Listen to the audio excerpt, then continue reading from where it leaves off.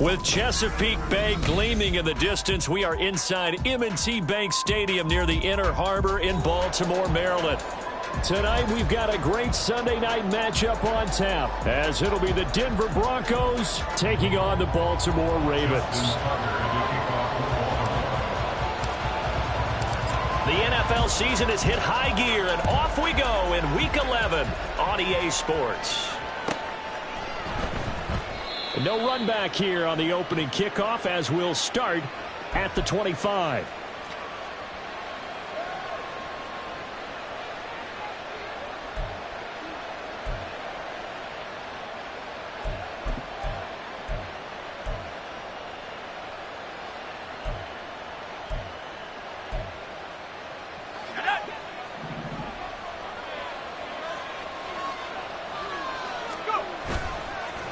They go play action here on first down. And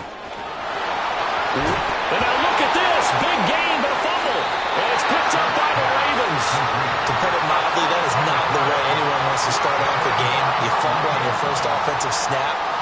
But now what you're worried about is, does that linger throughout the game for your guys on offense? And how's the defense going to handle it? Because no one expects to run out on the field on the first play and have to all of a sudden start to play themselves.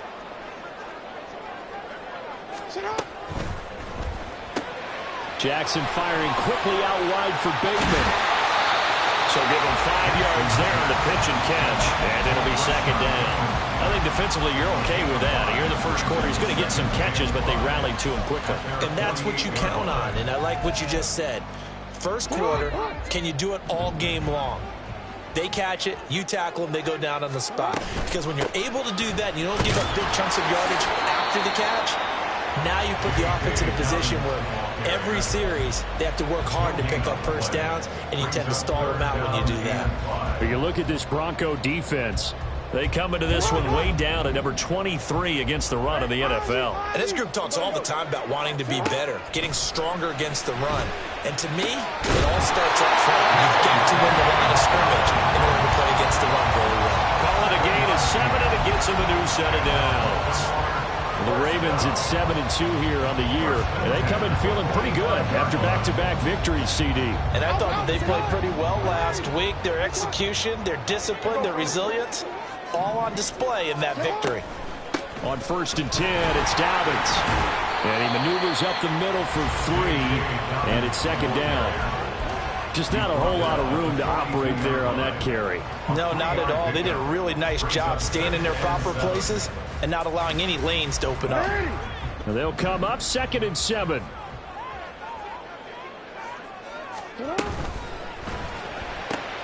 Throw right side here, taken in by Bateman. And they'll cross over out of bounds right at the 25. The Ravens get a new set of downs, give them 17 on that pickup. With these run-pass options, we often talk about a good quarterback and running back. Well, having a talented wide receiver helps also. Yeah, even coming in third in the discussion, sometimes that means he really should be first, because all you want to do is get the ball in their hands and let them make the big plays downfield.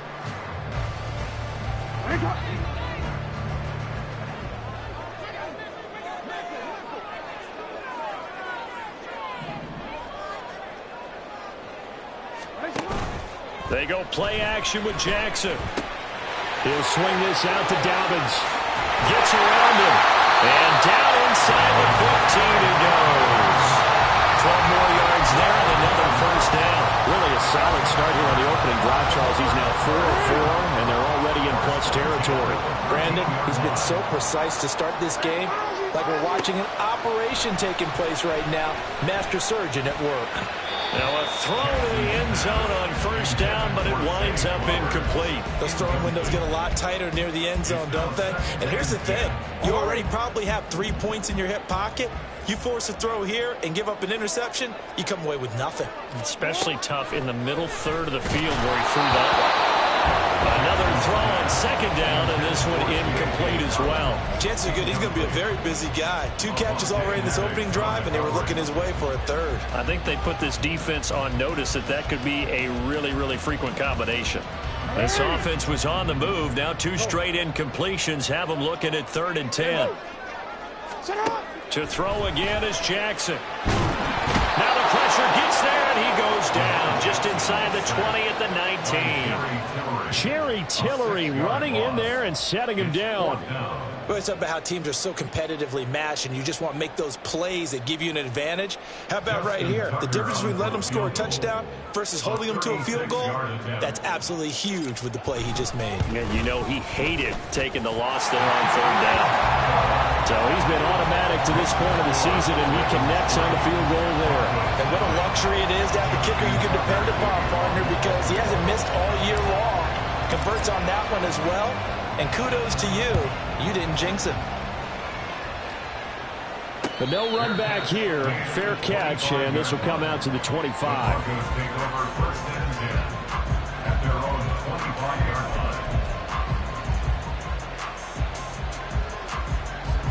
Denver offense at the line, ready to go.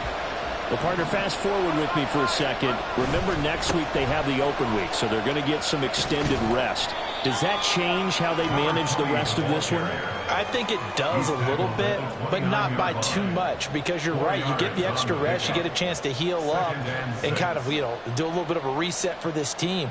But it's also 7 extra days to think back to the last time you were on the field. So now, a little more importance on what they're getting done because they carry it with them for essentially 2 weeks. Off the play fake. Sykes rolling to his left. That's complete. It's Greg Dulcich. And they get him down, but not before he takes it across the 40-yard line. First catch for him. It's good for a dozen and a first down. Good job there of getting his tight end involved because he lines up on the right side of the formation, just works his way across the field. I really like how they were in sync on that one. He spotted the open gap in the zone, and his quarterback found him, and they get a first down. And he's tackled a yard short of the marker. Good gain of 9 on first down. Well, this defense for the Ravens, they were terrific a week ago in that win over Detroit. I have to admit, I was extremely impressed by what I saw on tape because they stayed in the face of the quarterback the entire game, ended up getting 4 sacks total, and made it difficult for him to step up and find receivers downfield. Also made it hard for him to escape the pocket and run. And great blocking downfield as he's got this almost to the 35-yard line. Give him 14 yards there and a Denver first down. Not too shabby for his first carry of the game. That's exactly what most teams are looking for, a really good change of pace back. So from the 36 now, 1st and 10.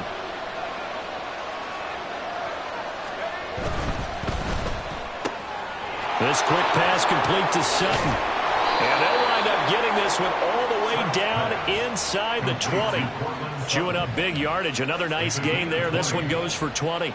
That was a lightning-fast decision that time. He just caught it and got rid of it. Because he saw his guy was going to be open immediately. So he took the R, the run, out of the play. He took the O, the option, out of the play, and immediately got to the pass. So from the 17 now, here's a 1st and 10.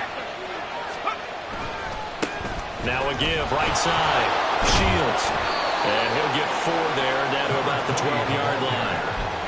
Not a run that you're going to write home about, but still a good first down run. That's what an offense calls staying on schedule.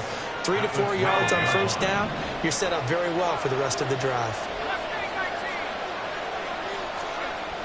Looking to throw on 2nd down. Sykes, and he's going to go down. Sacked right around the 17. Travis Jones able to drop him for a loss of 4 from his defensive tackle spot.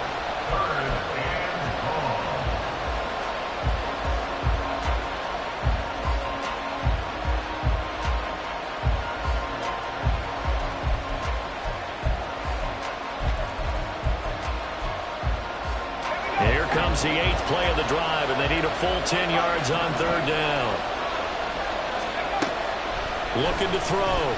Sykes. Into heavy traffic, and it's intercepted. Kyle Hamilton picks it. There he goes, right side.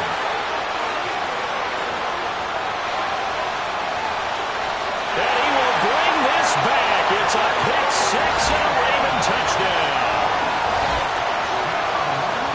And no surprised to see that one, partner. The league's #1 defense coming through with a huge pick-6. And it's plays like that one that have made them the most feared group to face this year. Offenses, they're trying to figure out how to work around them rather than work through them. Big-time impact playmakers scattered throughout the unit on every level, and they can change a game at a moment's notice. Tucker able to connect on the extra point, and the lead grows to 10-0.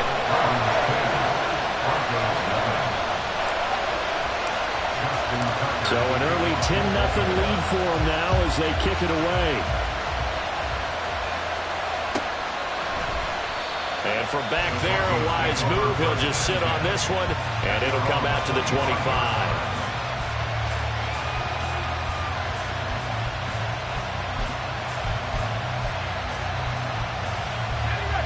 The Broncos onto the field, ready to start their next drive.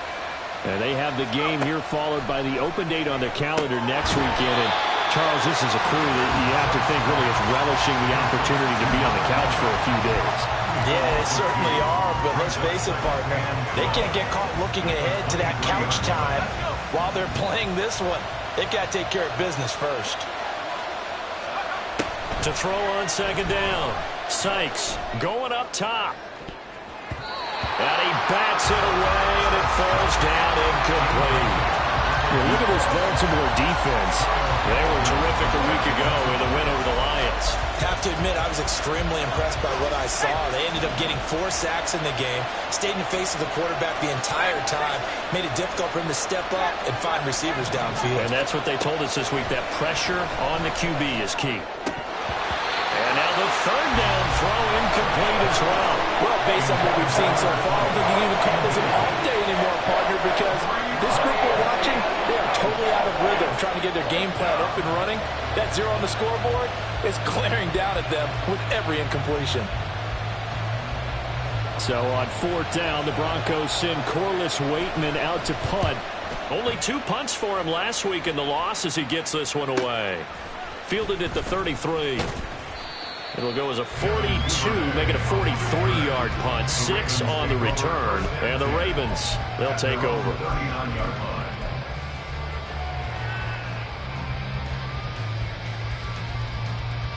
And this should be the final play before the quarter ends.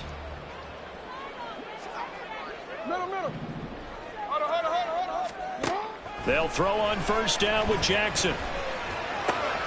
A short throw caught by Andrews. And he'll be taken down as that will take us to the end of the first quarter of play. 10-0 the score after 1 on EA Sports.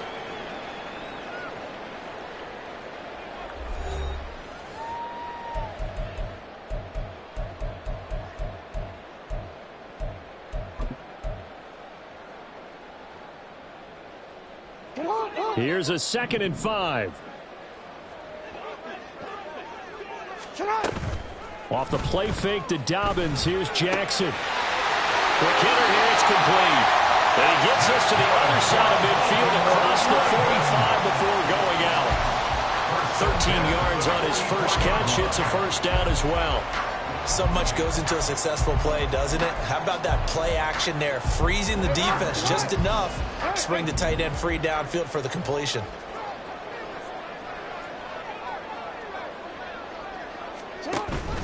Play action. It's Jackson. All right, rifles one, and that's going to be intercepted. Picked up by Riley Moss. And he'll take this across midfield and inside the 45. So this defense coming up with a takeaway, and maybe that's something that can bring a little life to that sideline. Well, I don't want to say that they've been sleepwalking through this first half because that's simply not true, but you're right. We haven't seen a lot of fire from these guys, really, on either side of the ball. So maybe that's the catalyst that they needed to get them back into this game. Give them 3 on first down.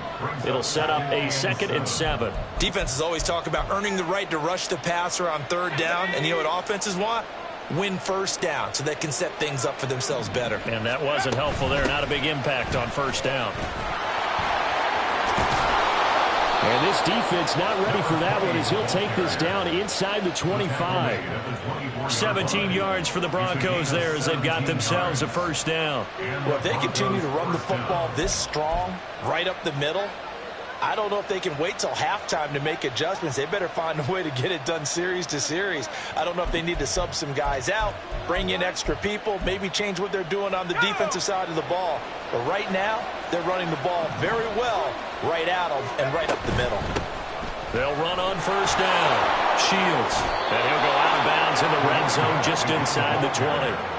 44 yards rushing for him now in the ball game. Well, no matter how they phrase it, staying on schedule, staying ahead of the sticks, whatever you want to call it, 7 yards on first down, that fits the bill. Now 2nd and 3.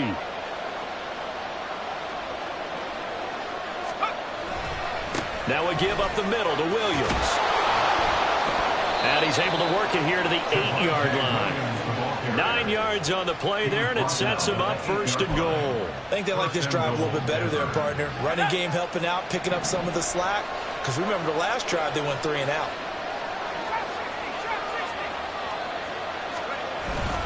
They'll try and run. This is Williams. And he is met in his tracks behind the line of scrimmage. That's going to go as a loss of a yard, and it'll be 2nd down. This is a critical sequence here for this offense. Things really haven't gone their way so far. This could be their chance to get back into it, but they've got to find a way to punch this ball in. On 2nd down, they'll run it here. And he'll get this down inside the 5 to the 4 before he's out of bounds. Give him right around 4 on the carry. We'll see if they want to keep pounding here on 3rd and goal. His path became similar to almost running a stretch play, didn't it? Trying to find a crease, anywhere to put his foot in the ground and cut back. It just never materialized. They'll try again. And he will take it in for a Bronco touchdown. A great play there. His 8th rushing touchdown on the year. And the Broncos are back within a score. And they can thank their defense for this one. They were set up with a short field following the turnover, but they took care of business as well, working their way down and finishing with a strong run into the end zone for their first touchdown of the game. Joseph connects on the extra point, and that'll cut it to 3 at 10-7. Now Joseph tees it up to kick off following the touchdown.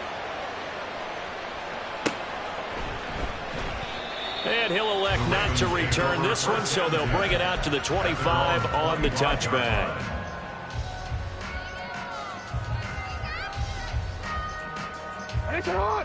The Baltimore offense at the line, set to get going.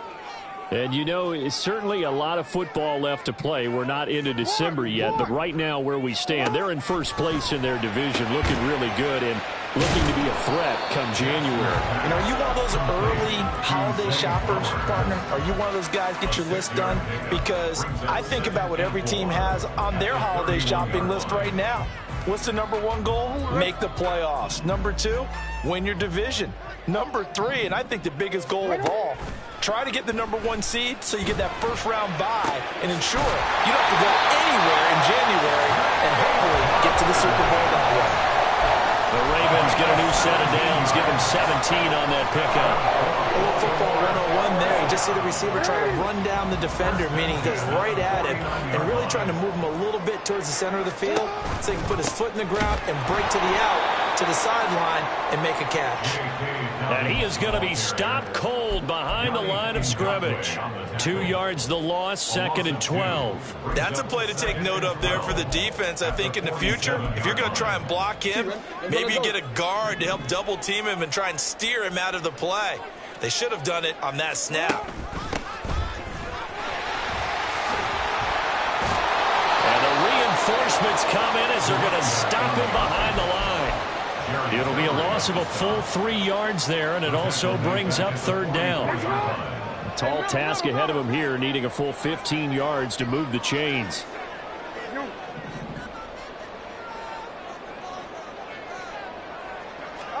Now on 3rd and long, they'll look to throw. A short throw caught by Andrews. And he'll only get this to about the 44 as they stop him short of the line to gain. It's a pickup of 13, but they're still a bit short, and it'll be 4th down. I think that we all figured when he caught it that short of the marker, that the defense almost relaxed and said, we've got this covered. And then all of a sudden, space to run after the catch. And now they're screaming, somebody get him down. Fortunately, they got to him and forced the 4th down. Tucker's kick is good. And the lead stretches to 6 here. It's 13-7. So they're able to end that drive with 3 points in this one-possession ball game. And ideally, you want to end every drive with points. Most quarterbacks would tell you, let's end it with a kick, right? A PAT, that's number 1. Field goal you'll take. Punts, you really don't want to do that. In this case, they'll take the field goal and get prepared for the rest of the game.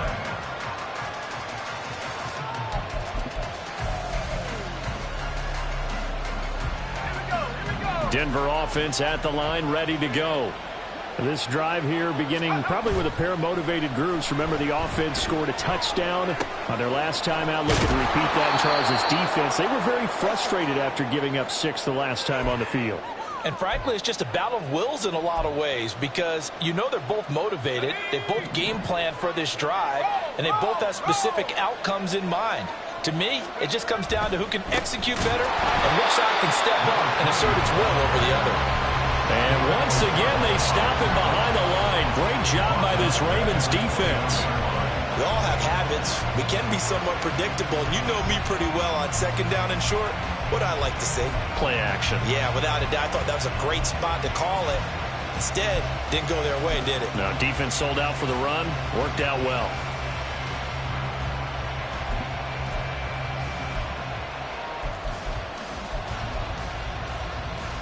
Here's 3rd and 6.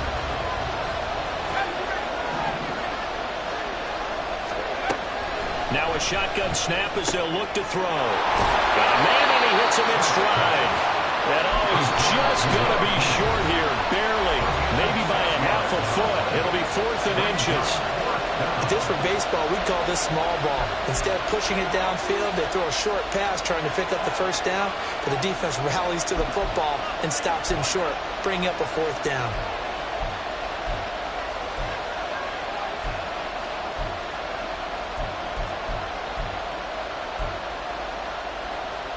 So in their own territory, but they only need a few inches, so they're going to opt to go for this thing. We'll see. Maybe a surprise pass or run. What will they do? We're about to find out. 4th down.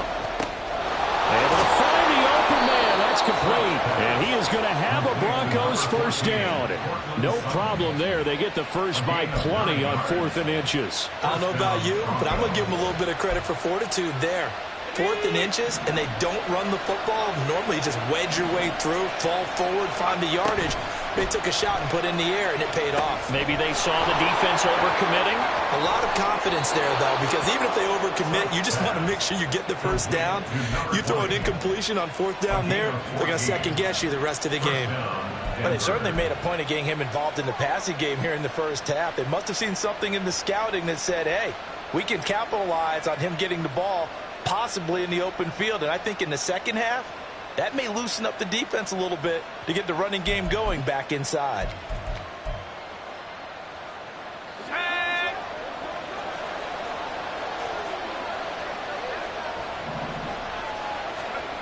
They'll look to throw again. This one complete to Scott Miller. And he's going to get this inside the 30. Now the Broncos are going to call the first of their timeouts as they'll stop it with just over 40 seconds to go in the 1st half.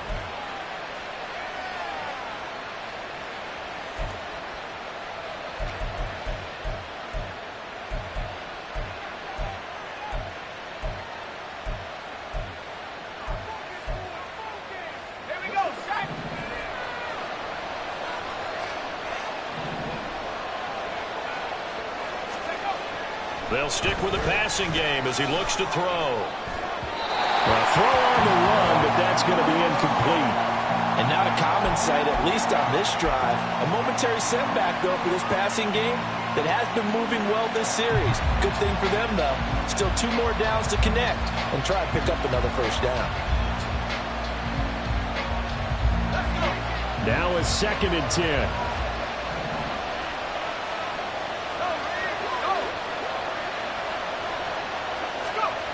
Again, he'll drop to throw.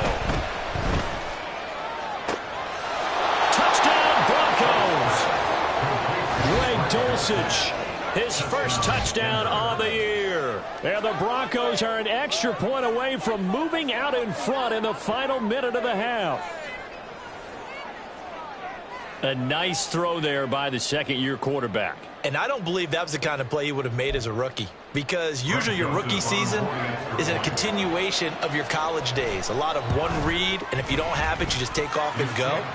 Now he's settled in the pocket a little bit more, reading the field and getting to a second and sometimes third progression. That was a nice play. Now Joseph tees it up to kick off following the touchdown. They'll elect to bring it out here from the end zone. And the decision to come out of the end zone is going to cost him 5 yards as he's taken down right at the 20.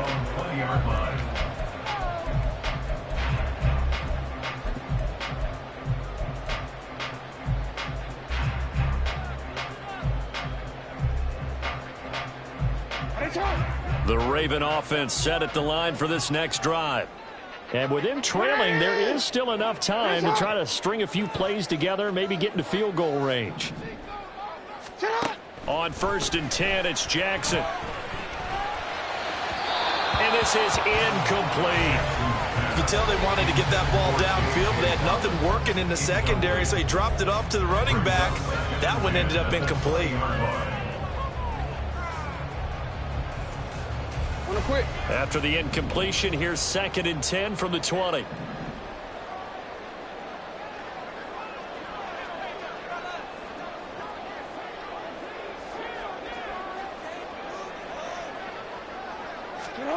Here's Jackson to throw. That's going deep for Bateman. Oh, and his early struggles continue. Here's another one intercepted. Picked up by Ambry Thomas. And the Broncos are going to have great field position here as this is returned just shy of midfield. Well, Charles, so close to halftime there. You throw the interception. Not only that, you do give it to them in plus territory as well. Yeah, they were pushing real hard to try and get something more on the board on their side of the ledger right before the half. Looking at it with 20/20 hindsight, though, might have been better to hand it off a few times, hoping to get something to break instead of putting the ball in the air and, of course, putting the ball in jeopardy. Meanwhile, they take a shot to start the drive, but this is going to wind up incomplete. And they're not going to go quietly into this halftime break. They know they're in for a fight, so they're trying to make every possession count. They took the big shot there, but it winds up incomplete. 2nd and 10.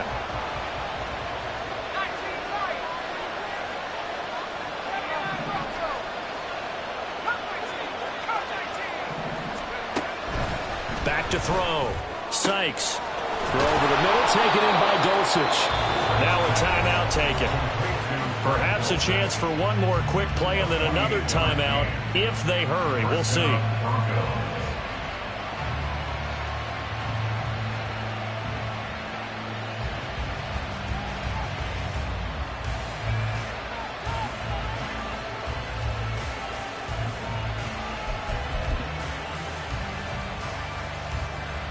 So even though it's first down, here's the field goal unit on now to try to get 3 before halftime.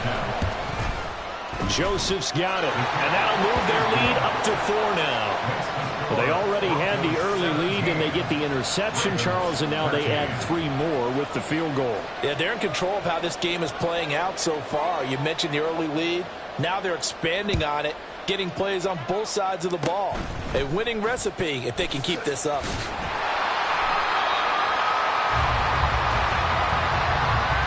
So we've hit intermission. It's halftime. This is the NFL, and it's a presentation of EA Sports.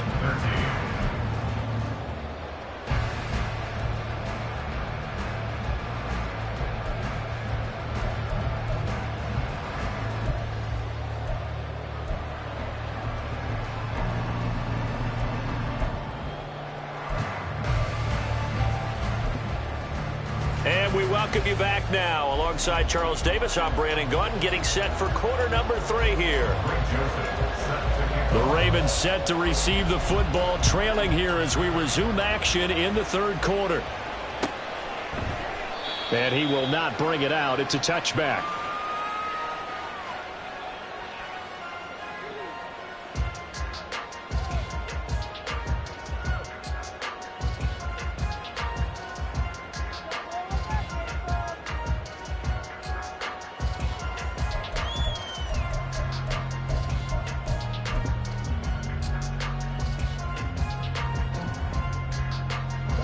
The Baltimore offense at the line, set to get going. Well, Charles, we saw a pretty entertaining first half, close ball game. Remember there toward the end of the second quarter, the opposition scored to take the lead. Now we'll see if these guys can get a score of their own to regain that lead. Yeah, they want to have that type of a response, don't they? Because they want to find a way to take control of this ball game one more time. Gauntlet's been thrown down. They want to see if they're ready to answer it.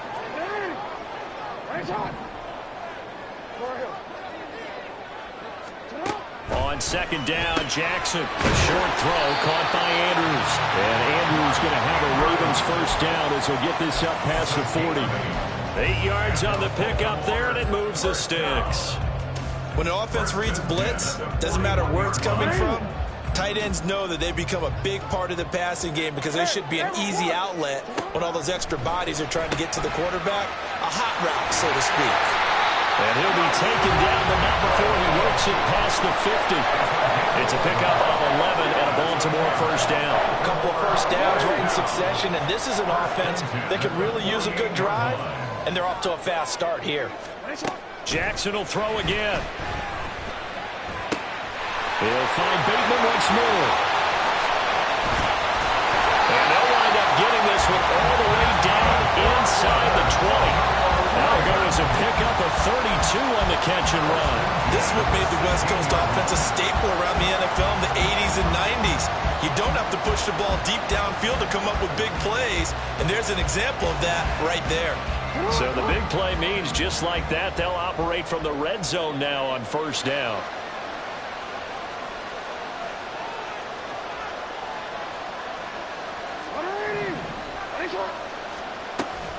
They go play action now. Jackson. And that's a touchdown, but hold on. There is a flag down on the field. We'll have to see what this is about.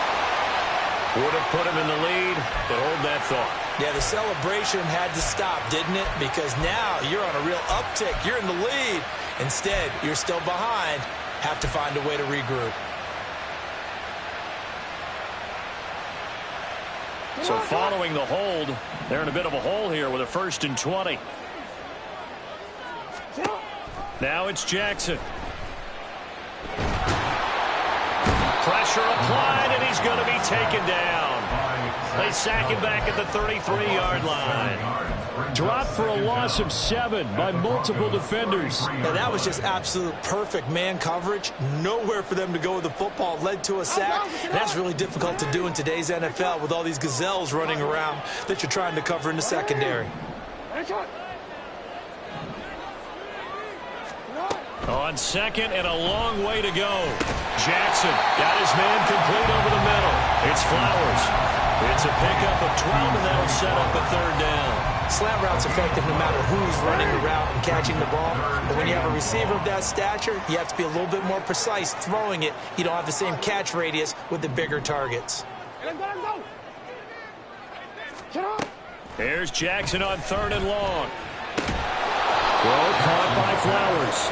And they'll get him down short of the first down, right on the 10-yard line. They pick up 10, but it'll still lead to a 4th down. Tucker on for the field goal. A 27-yard attempt. Tucker's kick is good, and that'll bring him back within a point. So that one is his 3rd of the game. Now, if you're wondering, that's only halfway to his career high, as he once had 6 field goals. Brandon, 6? Let's hope we don't get that again, please. Okay, can we see a few touchdowns here and there? That'd be nice.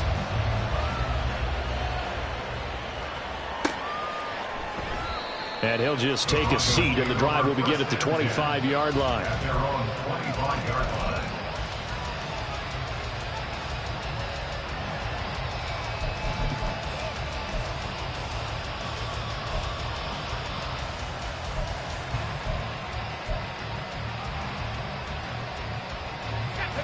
The Broncos onto the field, ready to start their next drive.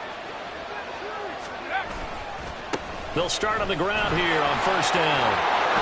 And they're able to get this one across the 35. 61 yards rushing for him now on what was his 10th carry of the ball game. A good run there off right tackle in an old school NFL football.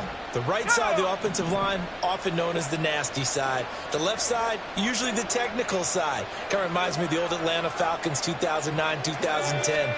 That's how they constructed their offensive line. Now a first down run is sniffed out from the start as they'll drop him for a loss of 4. I know they've got to be careful not to go to the well too often, but it's a fine line, isn't it? Because sometimes, if you got success, you want to just keep pounding away. But no success there. They rallied quickly on the defensive end.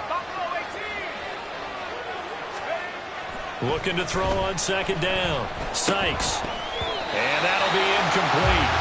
Took a pretty good shot as he tried to pull that one in. Couldn't hang on third down. As soon as he leaked out and began his route, someone on the defensive side broke with him and arrived just in time to separate him from another reception.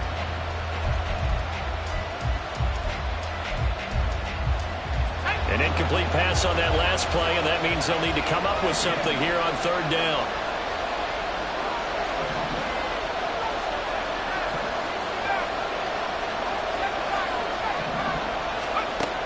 Operating from the gun, Sykes. Work in the middle of the field, and he's got a man complete. And he's going to be taken down with the first down at the Ravens 39. Able to convert on 3rd and 14. A terrific play call. If your sympathies lie with the defense, you understand how tough it is for linebackers to run with a guy like this. He's going to slip out of the backfield and then work in the middle of the field. And sometimes those defenders get preoccupied with other people moving, and he finds open space and makes a nice play. And he gets this down inside the 35 before going out of bounds. 5 yards on the carry. Good pickup on first down. And that's exactly what you want on a first down run. Pick up 5 yards, bring up 2nd and 5. The defensive line, though, they've got to figure out a way to out-leverage the guys up front because the offensive line is winning at the point of attack. On the move to his left. He'll get that one to Carter complete. No gain on the play. And it brings up 3rd and 5 now. He was out there waving his arms. And when you got a quarterback out of the pocket looking for any help, I guess waving the arms is helpful. It certainly is because you got to get his attention because now you're in scramble drill. So everyone's adjusting their routes, finding open space, and he found the right spot for the completion. Play number 7 now coming up on the drive. 3rd and 5. Got a man open. It's Sutton. So he'll be stopped here for no gain. And it'll be 4th down. Excuse my snarkiness here, but isn't the idea of completing a pass supposed to mean you get downfield and gain yards? Especially on 3rd down. Yeah, that one. How about the defense? Figured that one out in a big way. Yeah, they completed it all right and lost yardage. Well, in a close game like this, obviously you want the touchdown, but certainly they will take the 3. And they'll be okay with that, but let's throw a little credit to the defense as well. And I'm just glad this doesn't come down to a debate, right? Which side won, partner? Because the defense, hey, we didn't give up a touchdown. The offense, hey, we put 3 on the board. Either way you look at it, I think both sides gained something out of that drive. At their own 28-yard line.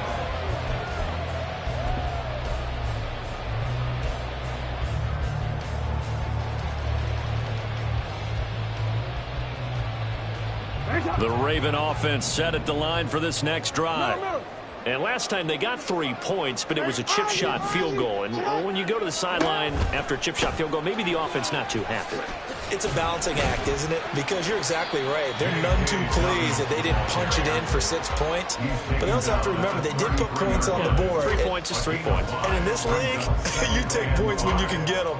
Not easily done.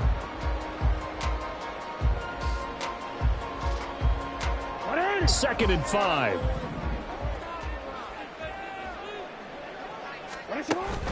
Play action. Now Jackson. And he'll be hit as he releases it, and that'll fall incomplete.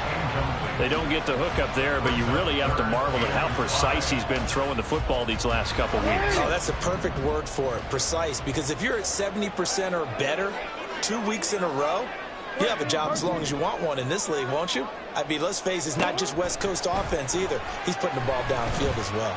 That's going deep for Bateman. And unable to connect, incomplete. Now give them credit, they took their shot, but it's going to bring up 4th down. They decided the opportunity was there and launched a deep ball, but he was unable to get away from the defender. Couldn't create space, couldn't uncover at the end of the route, and that one winds up incomplete. The Ravens send their punter out now as he's on to punt for the first time tonight. And he gets it away, a directional kick going toward the sideline. And that will hit and continue on out of bounds. At their own 19-yard line.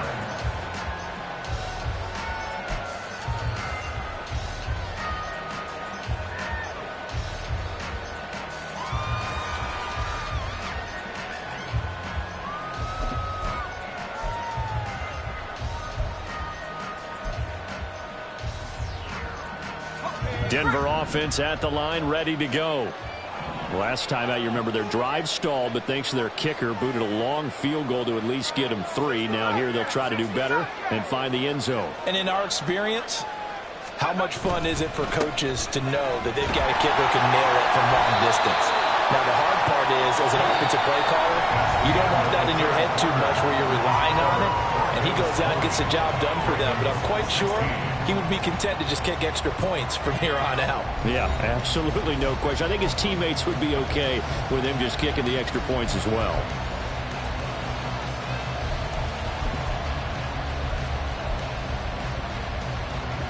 Here's a 2nd and 8.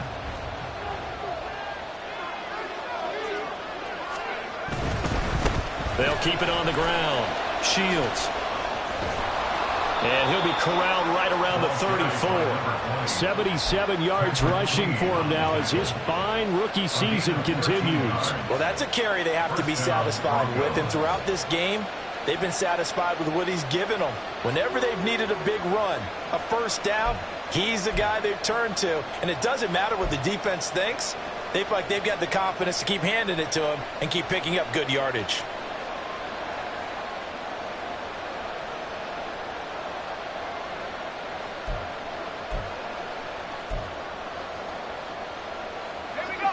From the 34 now, here's 1st and 10.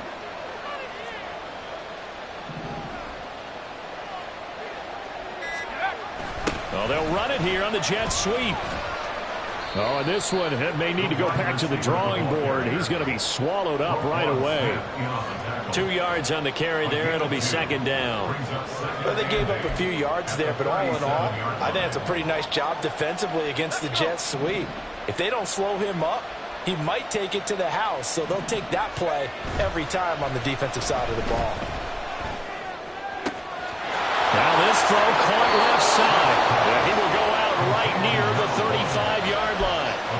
A gain of 28 yards there and give him the first down. And these guys certainly are not hiding what their intention is. They're absolutely showing it. They're definitely not going to sit on this lead here in the 4th quarter. On 1st down, Shields. And they're going to be set up down around the 15-yard line. Chewing up big yardage. Another nice gain there. This one goes for 20. I think we're seeing the effect that runs like that are starting to have on this game. They're a little bit slower, that front 7, reacting to the football, almost like body blows in boxing. Slowing them down, and they're really starting to take over in this game. Line of scrimmage, the 15. It's 1st and 10. Running game working. They'll stick with it on 1st down. And he is into the end zone for a Denver touchdown. A great effort there. His 10th touchdown of the season, 2nd of the game. And the Broncos look like they're going to get back in the win column as they extend their lead here in this 4th quarter. Joseph now to have the PAT. And that one pushes the lead up to 11. Next to score, Broncos 27, Ravens 16. Now Joseph tees it up to kick off following the touchdown.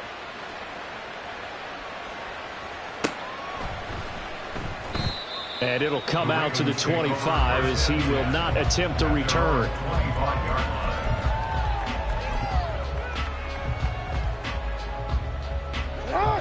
The Baltimore offense at the line, set to get going.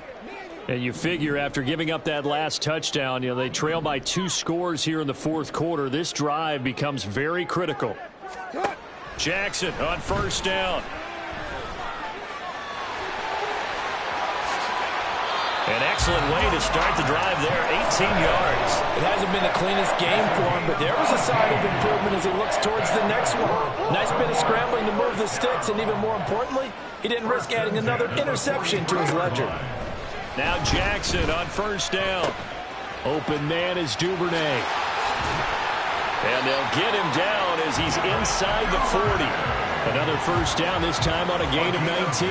You cannot write these guys off just yet, not with a quarterback like that under center. You mean it actually crossed your mind with him running the team that you could actually maybe write this game off? Not yet. Not a chance. Not with him. We've seen it too many times. Report! They move! Throwing now, Jackson on first down. Throw right side here, taken in by Bateman. And he'll be out of bounds as he gets it down to the 30 there. 8 more yards this time, coming off back-to-back first down pickups. Ball on the 30 now. Here's second and a couple.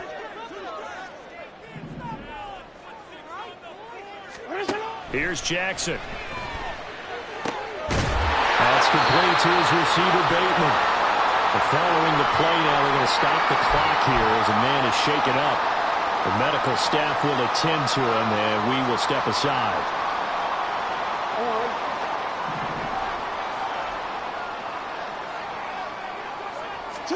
And Jackson throwing once more. And for a third time tonight, he's intercepted. Picked off by Wiley Moss. And the Broncos are going to take over at their own 13-yard line. If they had designs of kind of wiggling their way back into this one, that hurts their chances right there. They had to put it mildly, but look at the lead, look at the deficit, trying to make a play downfield. Everyone seeking to be somewhat the hero. Didn't turn out that way at all, and you're exactly right. It's going to take a lot for them to have a chance to win this one now. Now the Ravens going to use one of their timeouts. It's just their first. They'll be down to 2 remaining as we step aside here in the fourth quarter.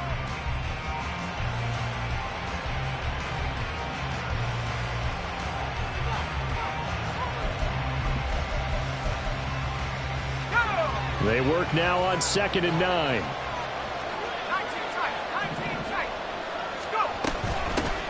They'll keep it on the ground. Shields, and able to get this one out just shy of the 25 at the 24.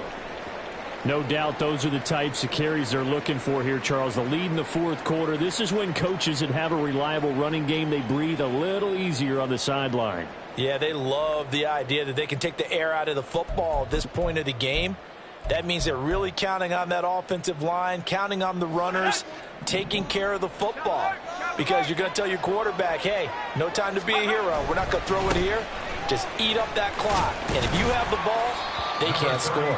That's to about the 28. Second down coming up. Now, I'm guessing you'd say this is kind of the key here. Grind out some yardage, work on that clock, see if you can continue to tick it down. Definitely. You want to bleed things out at this point, right? Continue to possess the football, gain some yardage, and put the onus on the defense.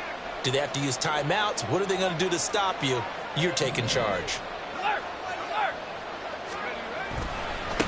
On second down, Shields. And for one of the first times tonight, he's going to be held up at the line of scrimmage. They'll say no gain on the play there, and now it'll be third down. That time they're able to bottle him up, but he's having a really nice game. I agree with that. Let's just go big picture, right? Every back that's in the Hall of Fame had carries where they didn't gain yardage or they lost yardage, but you stick with them, don't you? When they're having a good game, keep feeding them.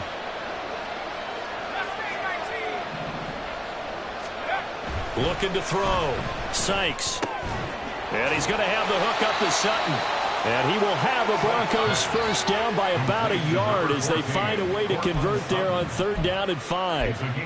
And that pickup of a first down, that's going to leave a mark because they really needed to stop them there, didn't they? So frustrating. Defensively, you're a play away from getting that football back here. Down late, tough. Now they've got to find a way to create a turnover or a takeaway.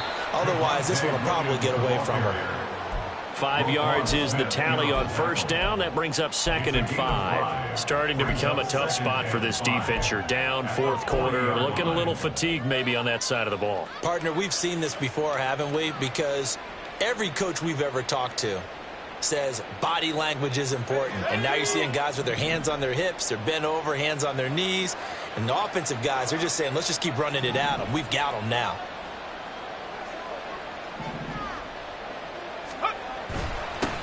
On second down now, Shields. And he's going to have to protect the football and take his lumps here at this stage of the game as they stop him behind the line.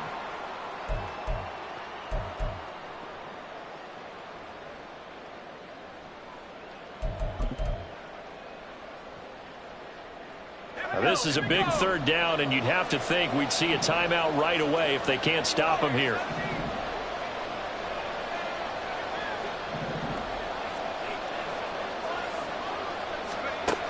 Back to throw. Sykes being chased out left.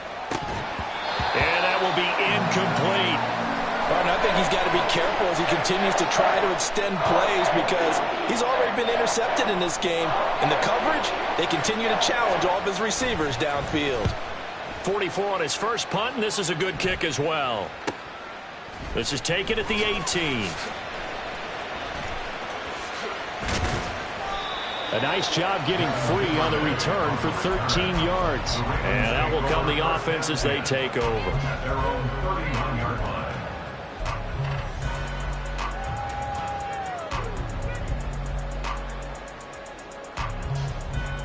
Here's first and 10.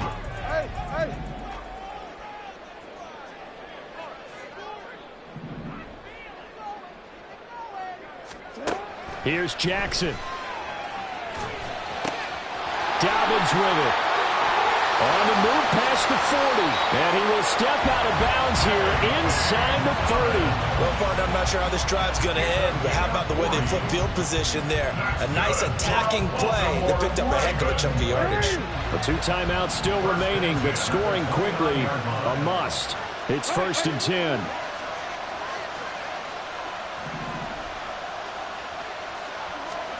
Now Jackson.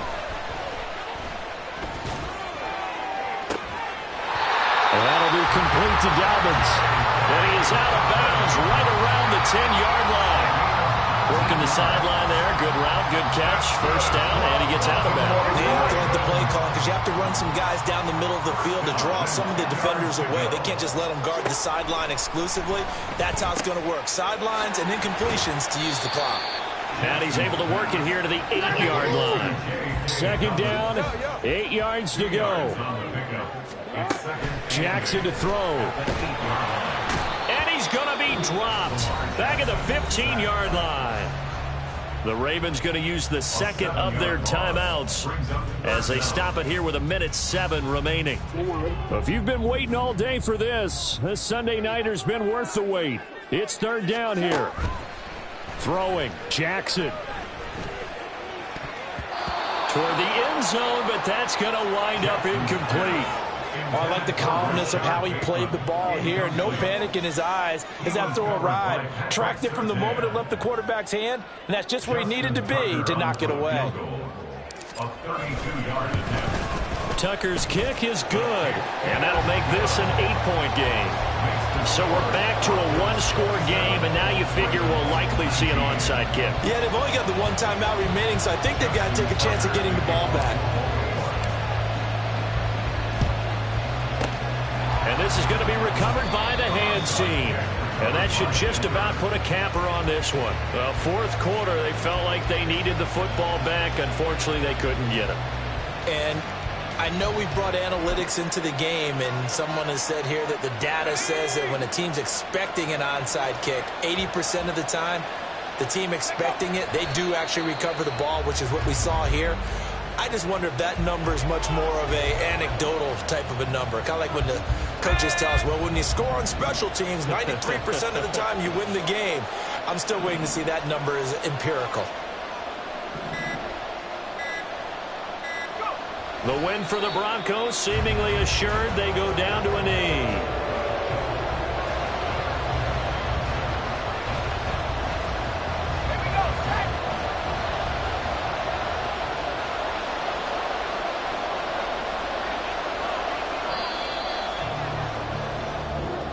So this one will wind up a Denver victory. So they came in here facing a very tall task, going against the NFL's #1 ranked defense, but they got the job done. Charles, really an outstanding performance. They certainly showed that they weren't going to be intimidated, didn't they? They took out the best defense in the NFL today, took it right to them, and that's against a group of guys that is used to shutting people down. To me, this is going to be a signature moment for this team season. So for Denver,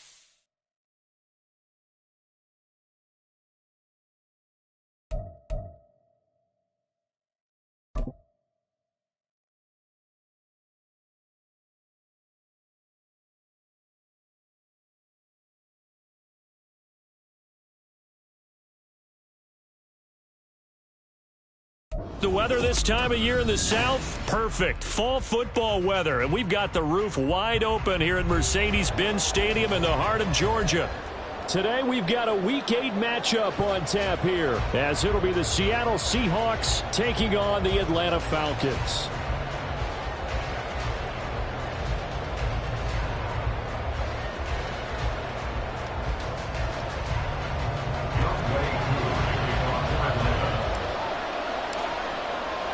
Lurching closer toward the midway point of this NFL season, and we're underway on EA Sports. And a signal there for the fair catch, so this opening drive will begin at the 25-yard line.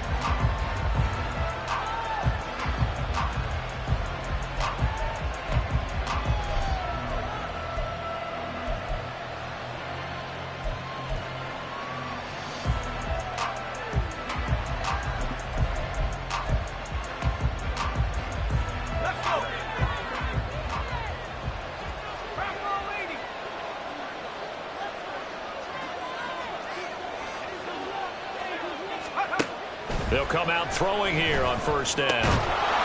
Firing quickly here, and that's complete. They'll be dropped after a gain of about 6 across the 30 to the 31. Well, this defense for the Falcons, they were strong last week, CD, and that went over New England. And I'm eager to see the game plan and try to attack them this week, because when you take it away 4 times through interceptions, what do you do now when you go into a game?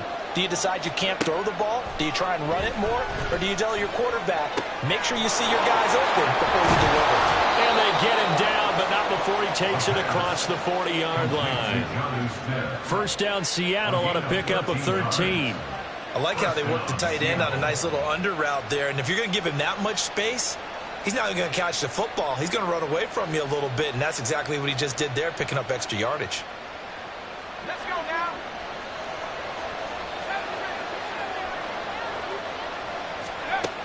On first down, he'll drop to throw.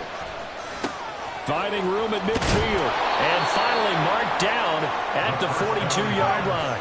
So on the other side of the field now, it's 1st and 10 as they've got things rolling on this drive. They'll stick with the passing game as he looks to throw. And a quick throw here that's complete. And he's taken down inside the 30. A gain of 13 yards. First down, Seattle.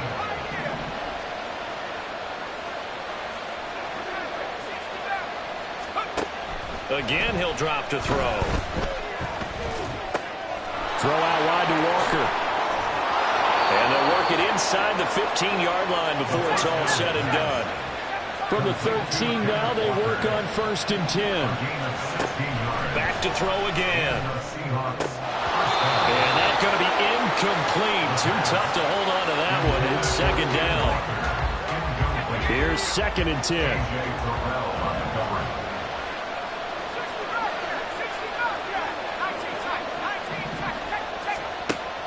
They'll look to throw again. On the throw, led him too much that time. It's incomplete. You don't see him miss too often. The ball could have slipped a little bit coming off his hand, and that's all it would take to send it high and out of bounds without a play.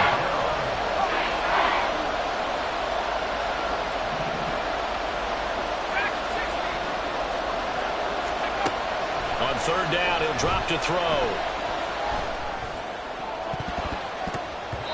To the goal line, but it's incomplete.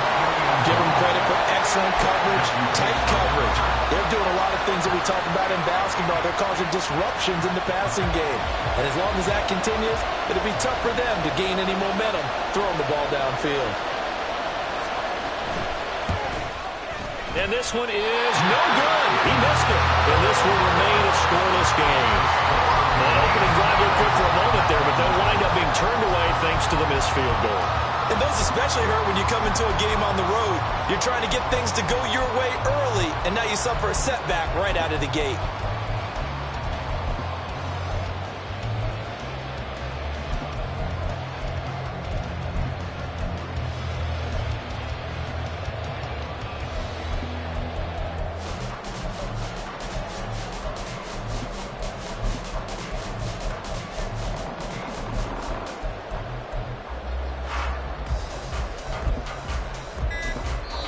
Now with the play clock down to 2, we're going to get a timeout here. They'll have 2 remaining as we step aside here in this first quarter.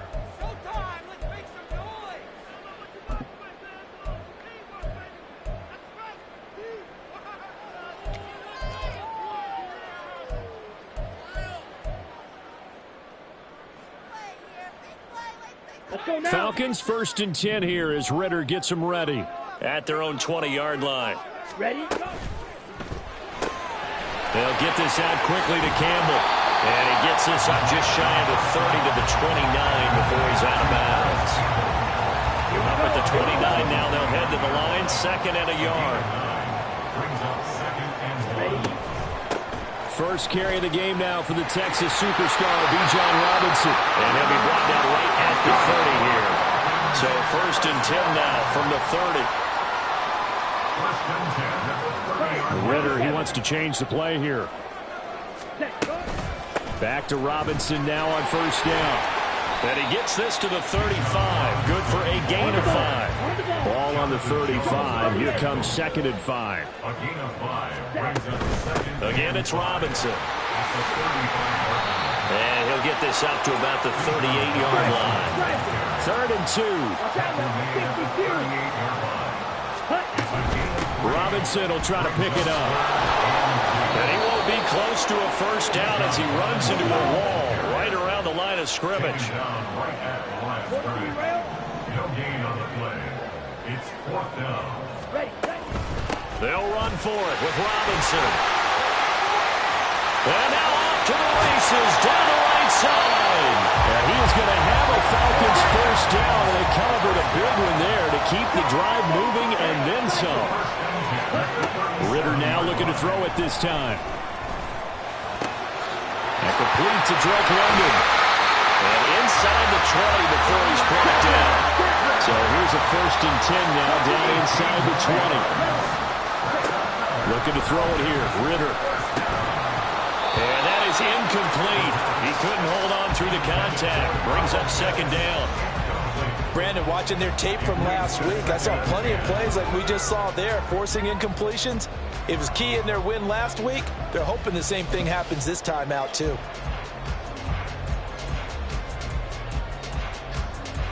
So after the incompletion on 1st, now 2nd and 10. Ritter will set up to throw it. Gets this to Campbell out on the right side. And the Falcons are going to be set up with a 1st and goal here as the tackle made at the 9. So 1st and goal from the 9-yard line. They'll run here with Algier. And they'll get this from the 8 to the 5. Pick up a 3. And the ball smacked down on the 5-yard line. Here's 2nd and goal. Brings up 2nd and goal. Again, it'll be Algier. And he gets him a little bit closer. He takes it from the 6 inside the 5 to the 4. Big play coming here. It's 3rd and goal. 2-yard pickup. Brings up 3rd and goal.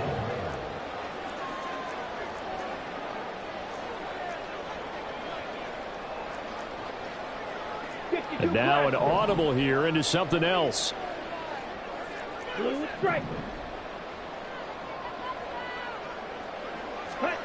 3rd and goal. Ritter with it. Steps away. And he can't get rid of it. He's taken down. Multiple players combined for their team's first sack of the game. Boy, this has been a nice first drive for them, but right there, Charles, a sack on 3rd and goal, that's tough. Yeah, and if you're the head coach and the offensive play caller, if you had any thoughts about going for it on 4th down, it's a much more difficult decision now. Likely kick the field goal. If you're going to go for it, you got the perfect play call on your sheet. So a pretty good opening drive. That'll make the home fans somewhat happy. They wanted 6, but they got 3 in the early lead. And they should be happy. The guys look good getting down the field. That's got to give them a little bit of hope that good things are in store here today for them. And he'll elect not to run with it. And a fair catch on the kickoff will move the ball to the 25. At their own 25-yard line.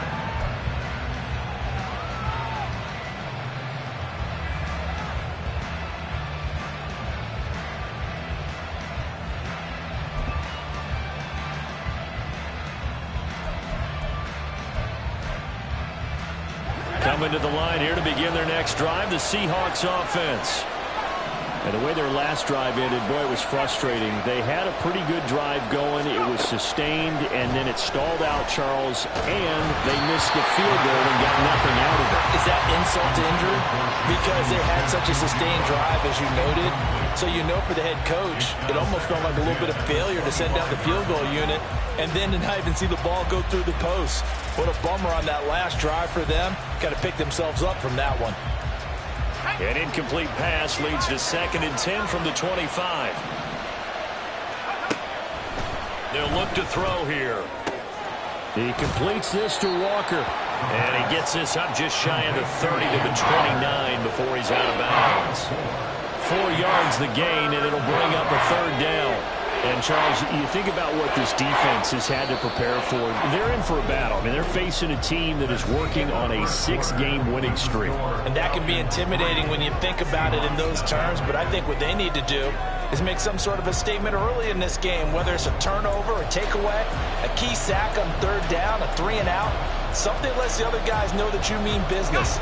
Figuratively, throw the first punch and make it a good one.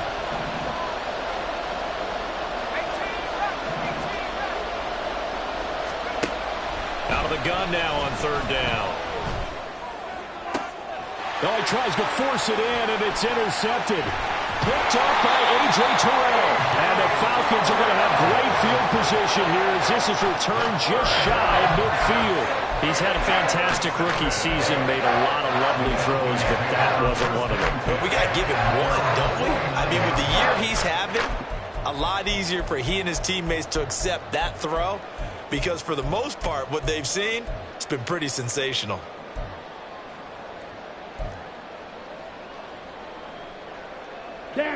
About set to begin their next drive, the Falcons offense at the line.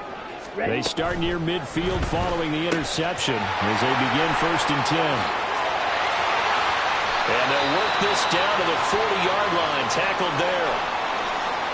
I like watching the wide receiver screen because it's a real teamwork play. Because guess what? The guy catching the ball, he'll get all the credit.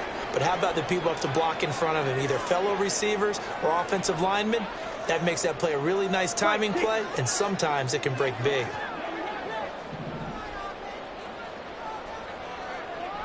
Ready? On 1st and 10, it's Robinson. Reek Willen in on the stop. Here now 2nd and 9 from the 39-yard line. 1 yard gain. Brings up 2nd. They'll run again here with Robinson. Only gets 3 yards there on the heels of the 1-yard pickup. Sets up 3rd and 6. Down by it's a gain of 3. Brings up 3rd and 6.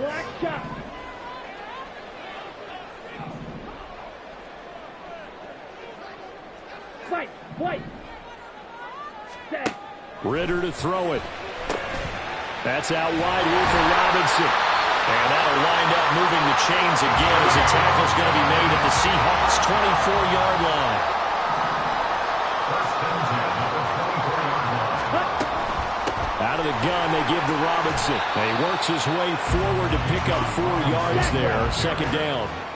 He's brought down at the 20-yard line. A gain of 4. It's now 2nd and 6. Ritter going to change it up.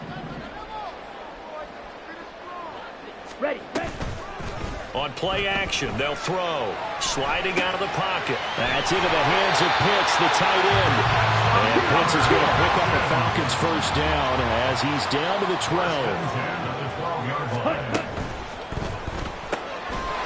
Ritter completes this quickly. And they'll get him down after a pickup of 8. 2nd and 2. 8 yards on the pickup. Brings up 2nd and 2 at the 5-yard line.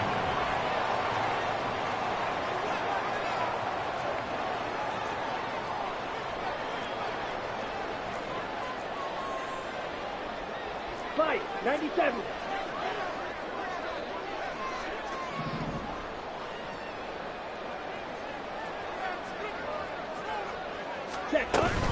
Back to the ground with Robinson. And he will take it in for a Falcon touchdown. Bijan Robinson with his 4th rushing touchdown on the year as his guys are able to extend their lead. Now they'll line up to kick the extra point.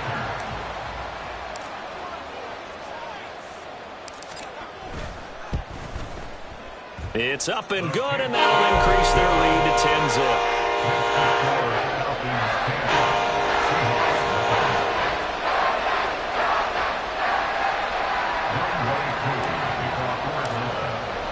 Following the touchdown, here's Koo to kick off. And he'll elect not to run with it. The fair catch will move this out to the 25-yard line. At their own 25-yard line.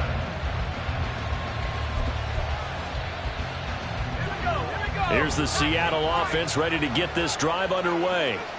And we'll see if they can bounce back from that last drive, in particular if they can bounce back at the quarterback position, Charles, after throwing their first interception of the ballgame. Yeah, and some guys, you know they're going to want to try and get a big play right away and take control back. Others, they're going to look to hit a couple shorter passes, get a little momentum back that way.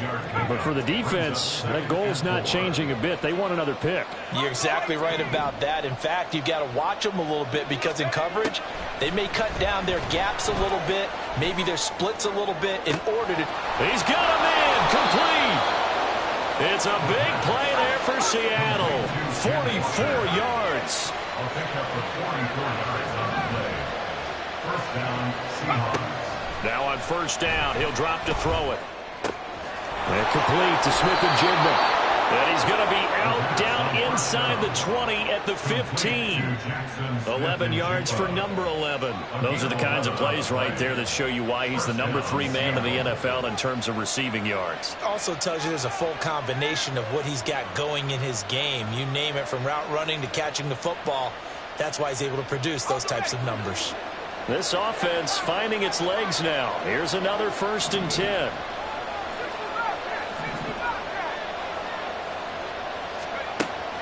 From the shotgun, he'll look to throw.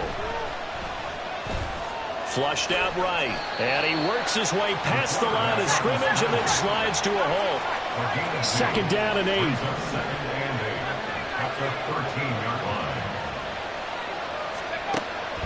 He'll drop to throw.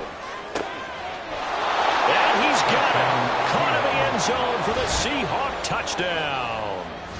A great play there, with a lucky number 13 touchdowns now on the year. And the Seahawks have got it back to within a score. Point after, right down the middle. And that'll cut it to 3 at 10-7. The kickoff unit is out on the field, and they will send this one away. And that one will bounce out of the back of the end zone, so we will start here at the 25.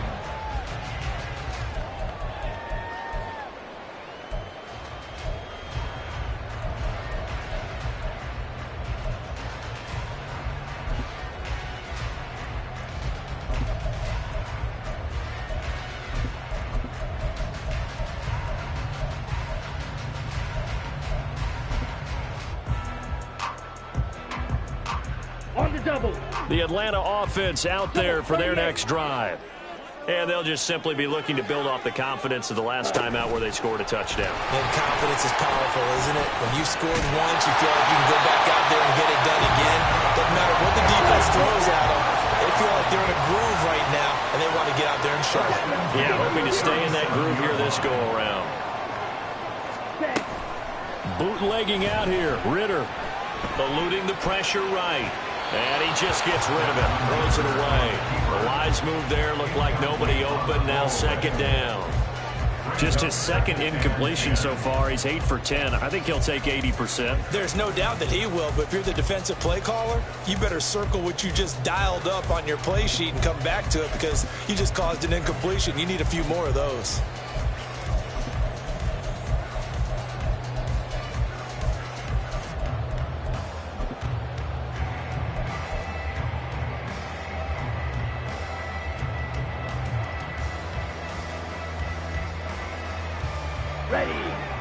An incomplete pass on 1st down. That leads to a 2nd and 10. Ready. Option left, and Ritter keeps it. And a 6-yard gain gets him right around the 43. It's going to be a gain of 6 on the keeper, but it leads to a 3rd down. Gain of 6. Makes it 3rd and 4.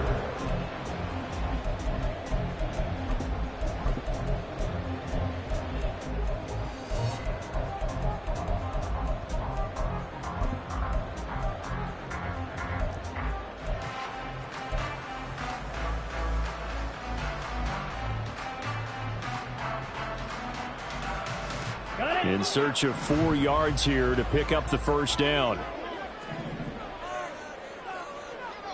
Green Jack, light blue, black ultra. Hut, hut. Ritter. And that is incomplete.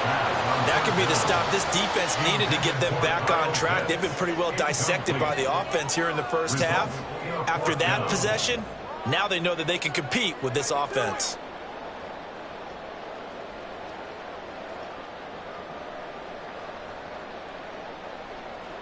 So on now is the Clemson man, Bradley Pinion, to punt this one away. Back deep for the Seahawks, Tyler Lockett.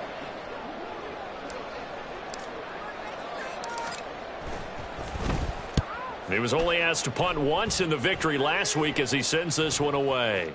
And a fair catch signaled for and taken just outside the 20-yard line. It's just a 30-yard punt that time, no return. And it'll be Seahawk football, 1st and 10.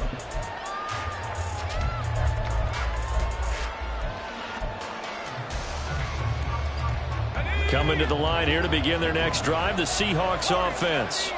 And things are starting to move in the right direction. They get the touchdown last drive, then their defense gets them the football back. Yeah, now they have a chance to get the lead if they can put something together here. I'm eager to see how they decide to do it.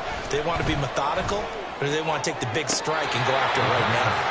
And now a throw on 1st down there, but it's incomplete. To this point, I've been impressed with the work defensively. They have not allowed a lot of receivers to run free. And there's another example, another incompletion. So after the incompletion, 2nd and 10 from the 22.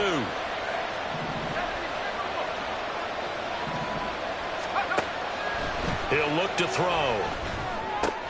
And he's got his man in stride, complete. And he'll get this up to the 34-yard line. 1st down now, but that clock rolling. They'll look to throw. Throwing right, and that's complete. And he'll be taken down, but not before he gets into enemy territory. Well, looks like they'll move things around here.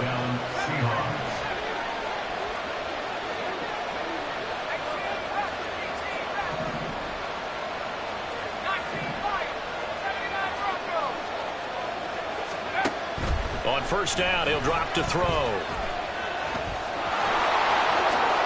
And a loose football. And the Falcons grab it. You can't admire his willingness to sacrifice his body to try and pick up the 1st down, and I do. But let's face it, you know his coaches are going to warn him about diving or extending for a marker for this exact reason. So much easier to have the ball notch free when you're extended like that. So if you're going to dive, you got to make sure you secure the football, which he didn't. About set to begin their next drive, the Falcons offense at the line. And they may just be content to take this 3-point lead and head into the locker room.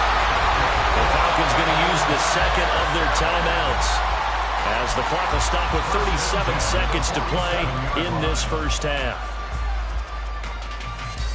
A big hitter to start the drive has him up near midfield here for 1st and 10. Yellow. Ready? Back to throw, Ritter. Short throw, caught by Pitts. And he's out of bounds as he gets this down to the 45. That'll give him 8 that time, and it'll be 2nd and a couple. Well, that's always a good place to throw it just because he's one of the biggest targets not only on this team but in the National Football League. And you and I both know the quarterbacks love these large-bodied tight ends, and why not?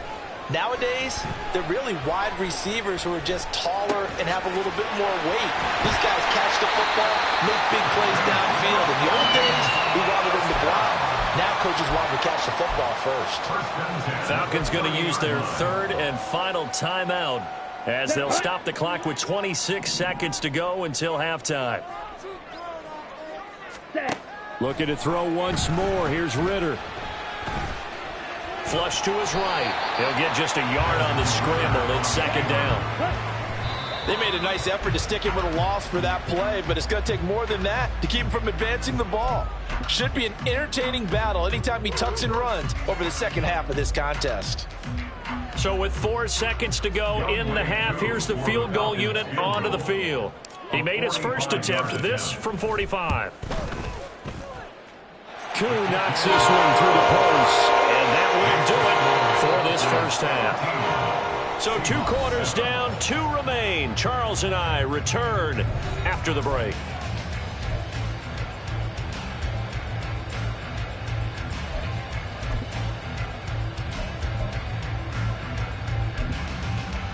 And we welcome you back live now inside the booth alongside Charles Davis. I'm Brandon Gordon, set and ready to rock for the 3rd quarter. The Falcons back to receive. They've got the lead, and they'll get this football as the 2nd half gets underway. And that one will bounce out of the back of the end zone, so we will start here at the 25.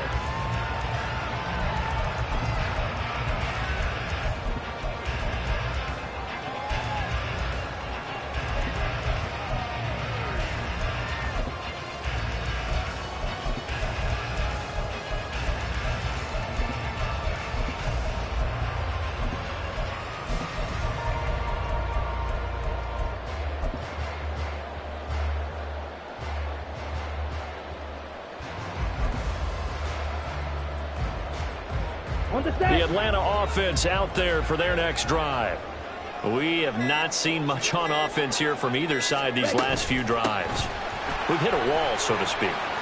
And have hit it hard, haven't we? Because the defenses right now, they seem to be a step ahead, don't they?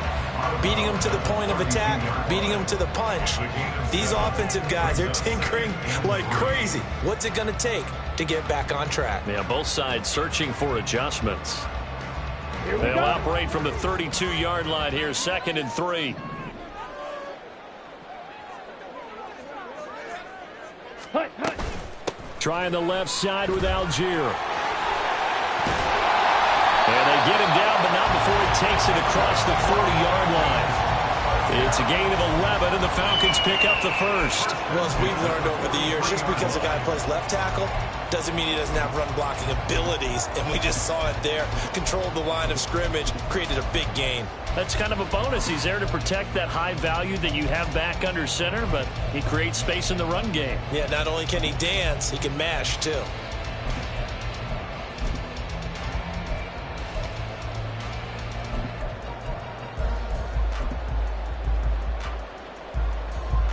Let's go now. Set, hut. Robinson on a give right side. And a lane slow and materializing there as he'll get maybe a yard up to the 45. Down at the 45-yard line. A gain of a yard. Now Ritter going to change up the look.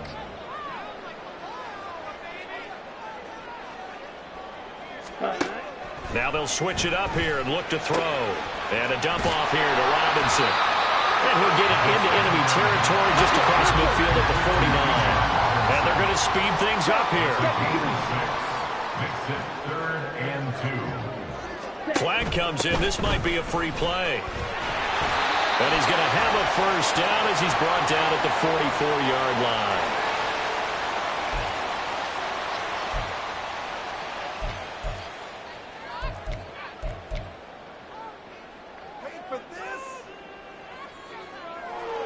Here we go. Here we go.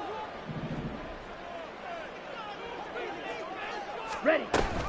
They'll run this one right with Robinson. Down to the 42, 2nd down.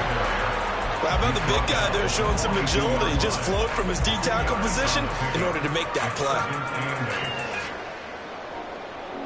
Come on. From the set. 42-yard line, here's a 2nd and 8. 22 needle.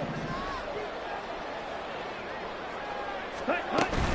Robinson with another carry. 4 yards on the pickup there as it'll leave him with a 3rd and about 4 more for first. Well, you certainly have to give a little credit here because they're playing this game now at their pace. This is ball control football, sustained runs, taking their time and making it work. This will be the 8th play of the drive here. 3rd and 4. Ready. Ritter has it knocked down, and the Seahawks have picked it up. And they have possession, and they have it at the 38-yard line. So we thought maybe they would have a chance to extend this lead on the opening drive of the second half. Instead, they cough it up. Obviously not an ideal start when you're trying to get a little separation, and I can guarantee that they talked about that in the locker room. Let's get out there, start this quarter the right way. Let's try and put some points on the board and create some space. And he is out of bounds, but not before he's inside the 30. So now then, the big play has him all the way inside the 30 now, 1st and 10.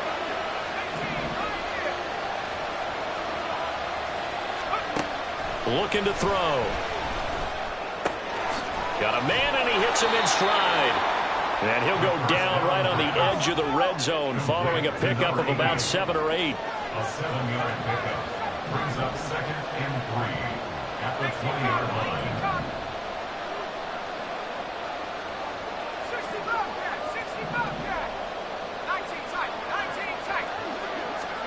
2nd and 3. Throw out wide to Walker.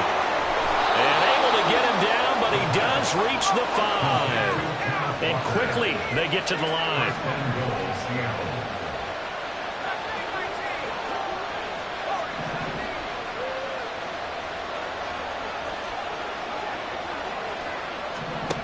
They'll stick with the passing game as he looks to throw. In trouble, and he'll go down back at the 12.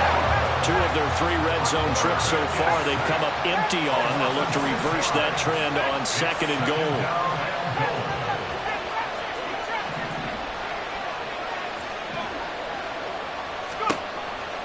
They'll drop to throw. Under pressure, they got him again. Give the sack to Lorenzo Carter. 2nd goal, last thing you need to do is get pushed backwards to take a sack. But he couldn't find anywhere to go with the football. Had to eat it and ended up on the ground.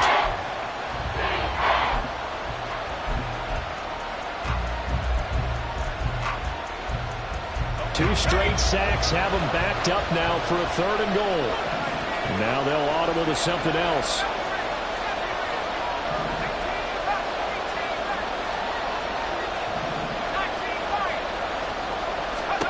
Now on 3rd and long, they'll look to throw. And that is incomplete. You get the sense that they're saying we're not playing up to what we're capable of, and we're deep enough into the game that the early jitters are long gone, that they should now have some sense of continuity and be able to make some of these plays that they have not been doing so far. Well, this one's knuckling, and it just does get over the crossbar. He didn't get much of it, but he got it to go. And that will cut the lead back down to 3 at 13-10. And that one will bounce out of the back of the end zone, so we will start here at the 25.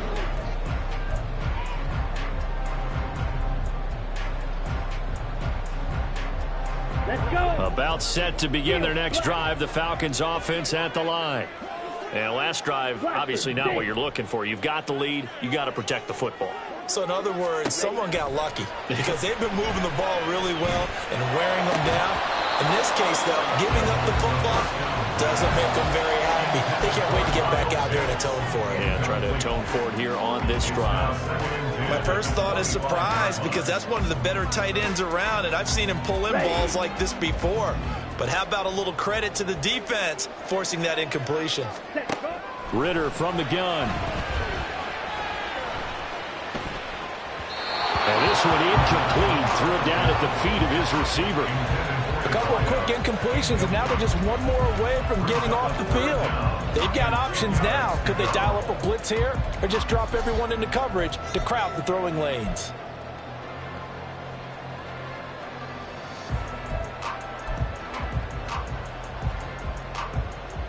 Now they face a 3rd and 10 after back-to-back incompletions. Here's Ritter. And the throw there going to be incomplete. And that's a really good job there defensively. They went into this possession knowing that they needed to get a stop. They're in a tight ball game, and they got it done. Great work to force the 3 and out. Got the football right back for their offense. They've got to go to the sidelines feeling pretty good about themselves and encouraging their offensive mates to get some points. Now it's Lockett. And able to get this across the 20 before going out of bounds.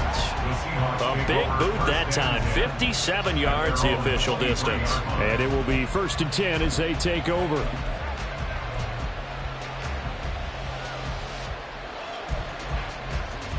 Here's the Seattle offense ready to get this drive underway. And after the field goal last time, we'll see what they can get here. At least they got points out of the last drive, Charles. I've never met an offensive coach that didn't want to drive to end with a kick. Most of them want to end with a PAT, right? In this case, a field goal, they'll take it. Way better than the alternative, which is a punt. Yeah, but you met fan bases that wanted that, that weren't happy with that field goal. I haven't met a fan base yet that wants to drive to end with a kick, other than the extra point. That's it. And past the 40 before he's out of bounds. It's a gain of 15, 1st down Seahawks. And this was a nice example of an offensive coordinator scheming his guy open. Just a little underneath route, just trying to free up some space, and it worked awfully well. Got him not just space, but plenty of room to run after the catch to pick up really nice yardage. Now a throw here to his running back. On the move past the 40. He's going to be out of bounds on what's going to wind up being the final play of quarter number 3. 3 quarters have come and gone. You are watching the NFL on EA Sports. Back now here on EA Sports. It's been a very hotly contested game to this point. Just a field goal separating these two teams as we get set for the 4th quarter. From Falcon territory now, here's 1st and 10 at the 39-yard line. Back to throw again. And he takes a shot on the release as this will be incomplete. Tell you what, partner, after he ices down, he's going to be a nice long soak in a hot tub after this one. He's been under duress the entire game. And once again, hit as he throws. Fortunate that one wound up incomplete. So line of scrimmage still the 39 on 2nd and 10. Again, he'll drop to throw. And that'll fall incomplete. He was hit just as he let that go. And now it's 3rd down. We've seen this quite a few times in this game. Offensive line unable to keep leverage, unable to keep people away, facing a lot of pressure. Fortunate just to get rid of it. One of the reasons they're down is that inability, though, to stop the pressure. We saw another example of it there. They'll look to throw again. Pass to the sideline and pulled in. And they'll have it in the red zone before he crosses over out of bounds. The end result, 21 yards. And now they'll shift things around.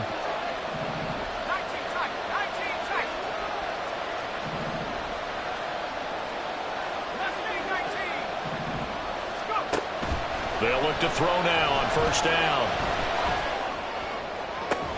To the end zone, but it's incomplete. That's a pretty play there. Got in at the last second, helped force the ball free, and kept them out of the end zone. So now 2nd and 10 after the incompletion on 1st down.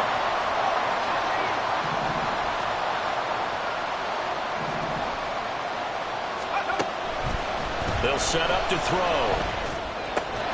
Looking left side, and he's got a man. That's Smith. That's a staple of this offense. Drag route to the tight end. Yeah, he's unable to use his size to break off much more yardage after the catch, but still an effective gain nonetheless. This offense so far on 3rd down, they've only converted once in 4 tries. This time it's 3rd and 3.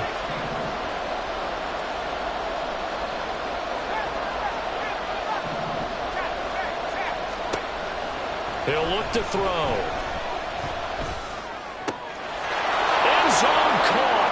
Touchdown, Seattle. An 11-yard touchdown. And the Seahawks have taken a 4th quarter lead. Now the extra point. And that will make this a 4-point game. Makes the score Seahawks 17, Falcons 13.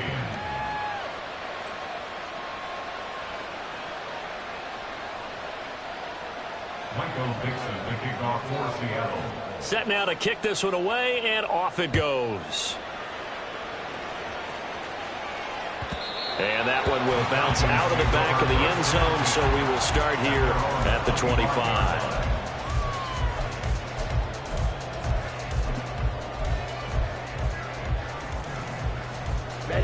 The Atlanta offense out there for their next drive. And now they'll look to answer working from behind. And remember, this offense has sputtered yet to score here in the 2nd half. They'll need to change that here. If you're in the offensive huddle, you're smiling after that play because you've certainly got them guessing now. 2nd and short, could they just hand it off for another big gain? Or do they take advantage of this spot to take a big shot downfield? Ritter now on 2nd down. He's got his pass-catching tight end. That's Pitts. And able to get this one across the 45 before he's brought down. 1st and 10 at the 46-yard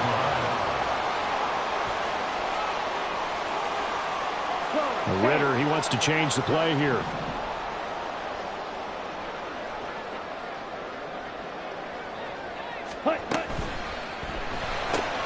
They'll get this out quickly to Campbell. It'll be a gain of 5, and it's 2nd down. And now it looks like they're going to be in the hurry-up. 2nd and 5 at the 49-yard line. 10 cycles. Set, cut. Second down and a run by Robinson. And he'll be brought down, it looks like right at the 40. So signs of life in what's been a dormant offense in this second half. Here's 1st and 10.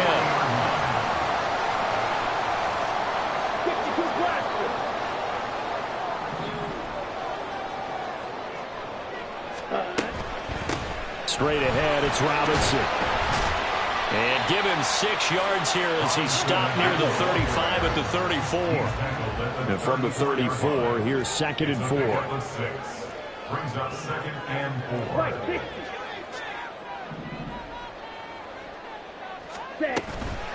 Hand off to Robinson out of the shotgun. And he'll be a little shy of the 25 here at the 26-yard line. Clock running, under 4 to play now as they come up on 1st and 10. Ritter now looking to throw it this time. Campbell making the catch. And he gets it all the way down inside the 10 and mark him at the 5. Only way to get the lead here, of course, with a touchdown. And that's what they're gunning for on 1st and goal.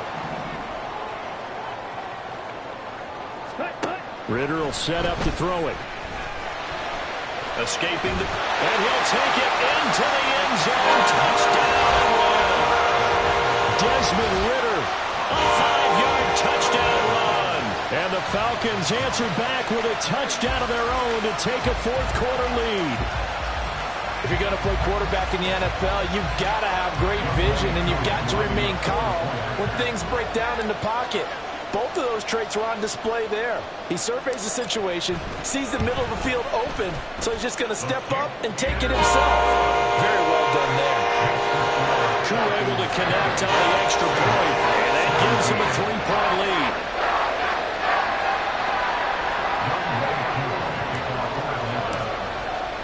Following the touchdown, here's Koo to kick off.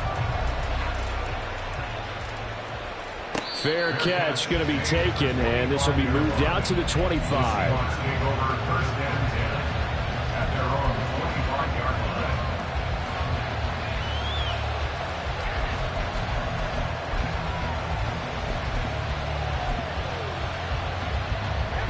Coming to the line here to begin their next drive, the Seahawks offense. And they will be looking to answer the touchdown their defense just surrendered. Still a good chunk of time remaining here in the... Oh, he's hit. He lost the football. Put it on the carpet. And the Falcons grab it. And he'll be brought down with a penalty flag on the field. It was a late decision to throw, and it might have been too late.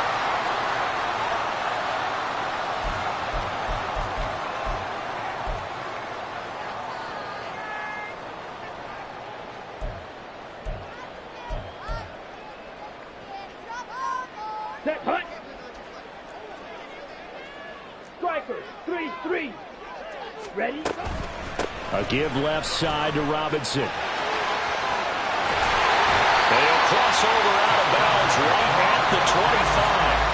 103 yards rushing for him now as he has been tremendous all day long. And carries like that, that's how they're going to continue to salt this thing away here, Charles, in the 4th quarter. Yeah, how about that? A new set of downs. Clock continues to move. No better way to close out a game than to tap those mastodons you have up front and say, guys, keep pounding them. Let's keep the ball, keep their offense on the sidelines, and let's close this one out. They're going to hurry back to the line now. He's taken down at the 17-yard line. It's a gain of 7. Brings up 2nd and 3. 97.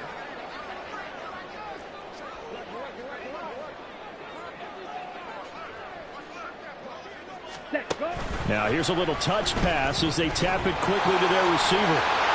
And able to get him down, but he does reach the 5. So 1st and goal, 6 points here would go a long way toward wrapping this one up.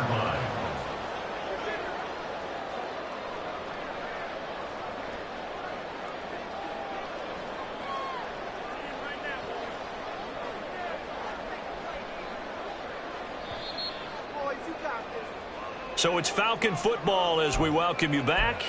They've got it 1st and goal as they search for what could be a game-sealing touchdown. Here we go.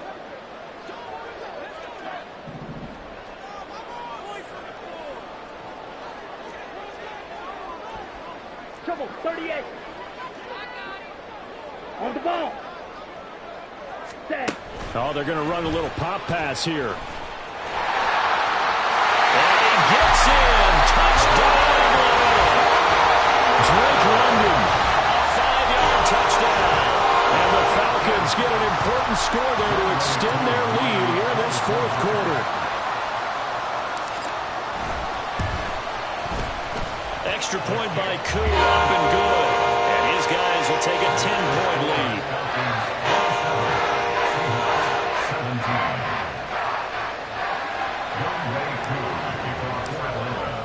Following the touchdown, here's Koo to kick off. But no run back here. Fair catch, and this will come out to the 25. Seahawks take over first and 10 at their own 25-yard line.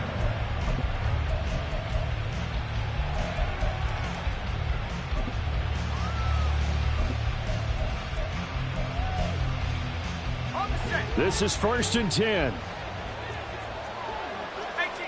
Not liking the look. They'll change the play.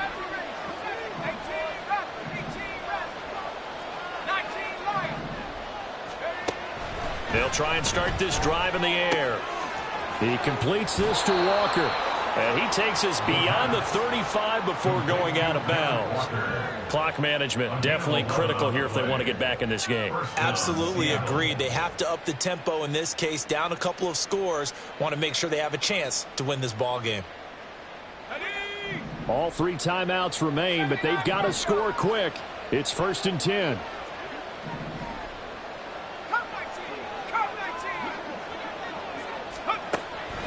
Now back to throw. And this is intercepted, and that should do it. Picked up by Jesse Bates. And the Falcons will take over possession here up at the 44. It certainly felt like he was going to challenge this defense no matter what, and he stepped up and tried to throw it to the outermost edge of the zone coverage, and they were more than ready for him. The problem now is if they are limited in what they're doing throwing the football, they got to figure out how to move it without being able to throw it to the outside and throw it downfield. We've got to have 2 hands on the football here as they run on 1st down. And he's across the 45. It'll be 2nd down. The recipe's pretty simple, I think, right? Just give your superstar the ball, continue to feed him. Yeah, don't overthink this one, right? Make sure he's touching the football, but you're also counting on his intelligence in playing the game as well. If it's not there, don't force the run. Just make sure you hang on to the football and keep the clock ticking. And down he goes at the 49, a 3-yard pickup. Now the Seahawks going to use the first of their timeouts as they get the stoppage with just over a minute to go in the game. Come on, set. 3rd and 5.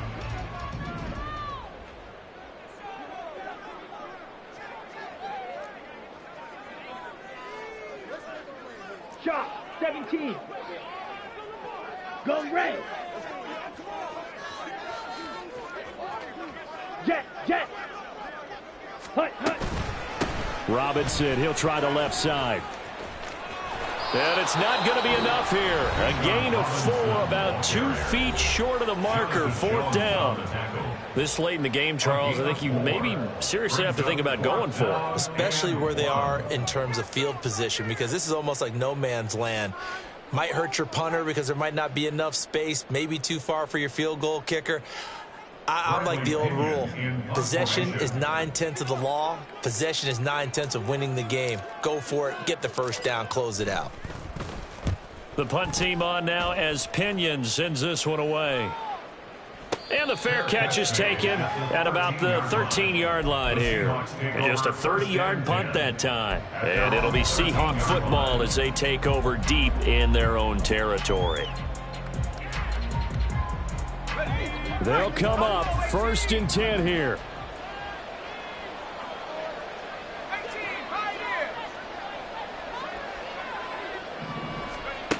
Trying to shake off the interception. He'll look to throw.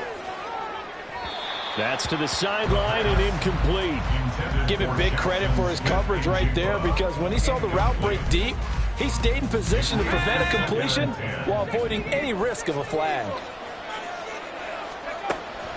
He'll try again with the arm here on 2nd down. And he comes back with one complete. And able to get it across the 20 before they get to it. It's a gain of 10. And the Seahawks first down. On first down, he'll drop to throw. And this is intercepted, and that should do it. Picked up by A.J. Terrell. And they are going to set up shop at the 40-yard line. Certainly not what he was hoping for, Charles. That's now 3 interceptions in this ballgame. But there's a lot of knowledge to be gleaned every time you throw an interception if you do things the right way.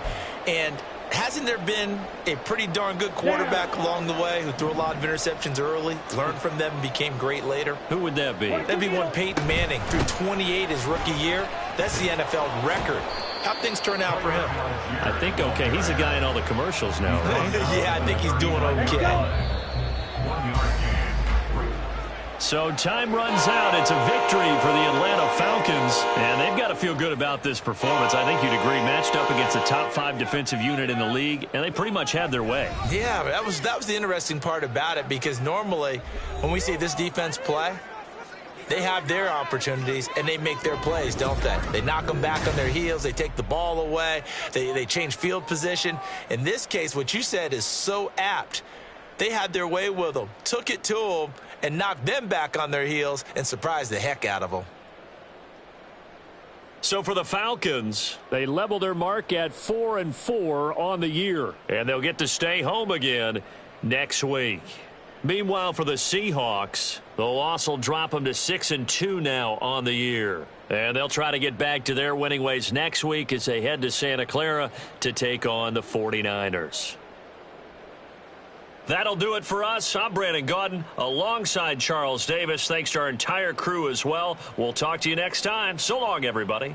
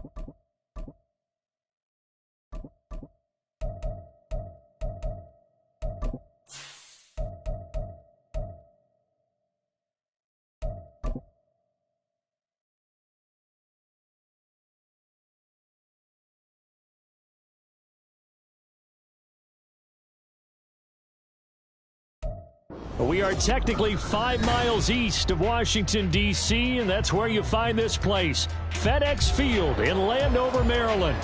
Today, we've got an interesting Week 11 matchup on tap, as it'll be the Carolina Panthers taking on the Washington Commanders.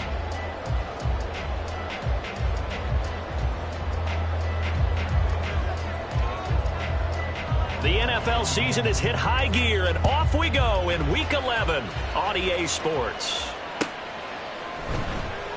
And we will not get a run back here to start. It's a touchback, and it will come out to the 25.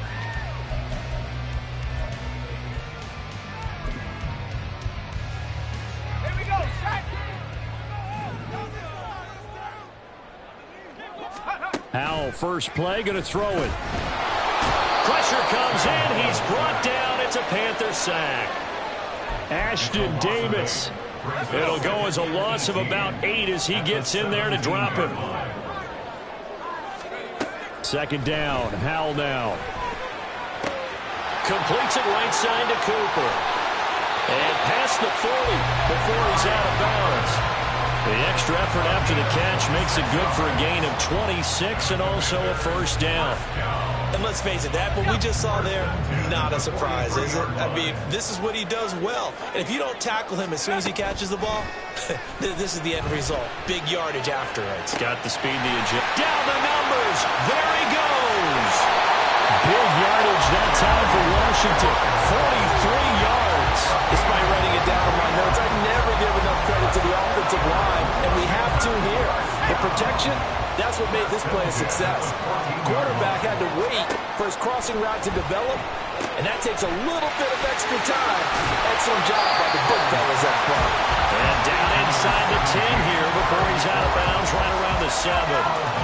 Second and 2, first down marker at the 5-yard line. Brings up second and 2.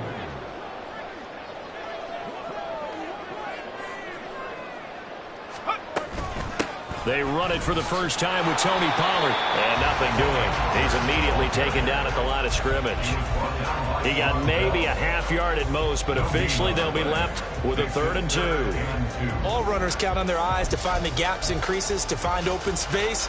There was absolutely none on that one. Totally swallowed up on that play. Cooper, the man in motion right.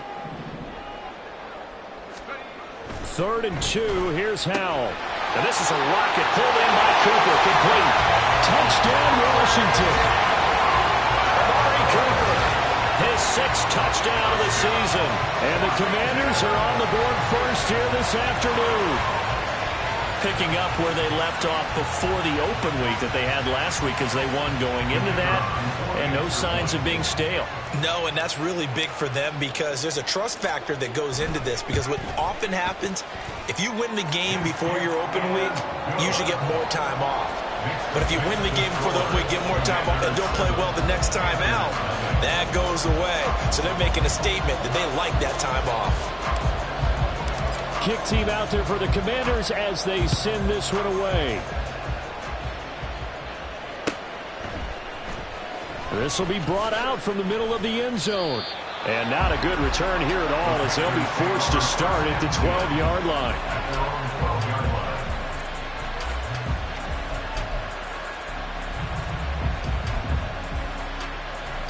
Ready.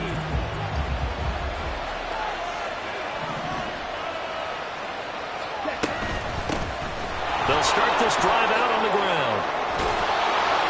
And able to get this to the 24-yard line. They began the play at the 12. It's also a pickup of 12 for the first down. To throw, Young. That's into the hands of McLaughlin. So give him 2 yards there on the completion, and that will bring up 2nd down. You talk about this Washington defense. They're going to need to be strong against the run in this one. Most of their challenges have come in the passing game because against the run, they've been pretty darn good. Now you've got to figure out a way to slow down those receivers. All right, rifles one, and that's going to be intercepted. Picked off by Benjamin St. Juice. And he will bring this one back. An interception return for a Commanders touchdown. Well, we went went from scoreless to 13-0 in a hurry. First, their offense had the touchdown, and now the defense comes through with one. You can't get a better 1-2 punch than that. Follow up a touchdown offense by getting one on defense. If they keep that effort up, you'll take the other sideline out of this one very quickly.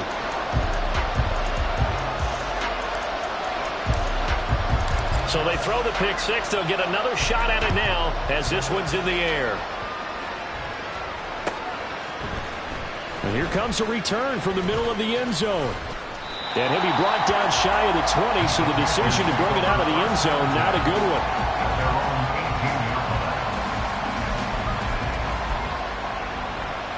The Panthers out there and ready to begin their next drive.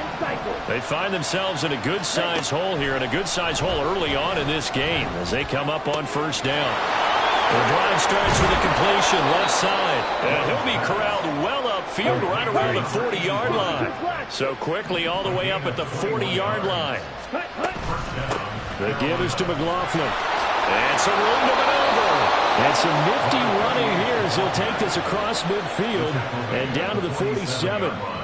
13 yards, first down, Panthers. Well, you're down early. How do you get back in the game, maybe establish the run? I think they're trying to do that. Now, I'm with you on that one, and what I like about the message is that there's no panic from the head coach.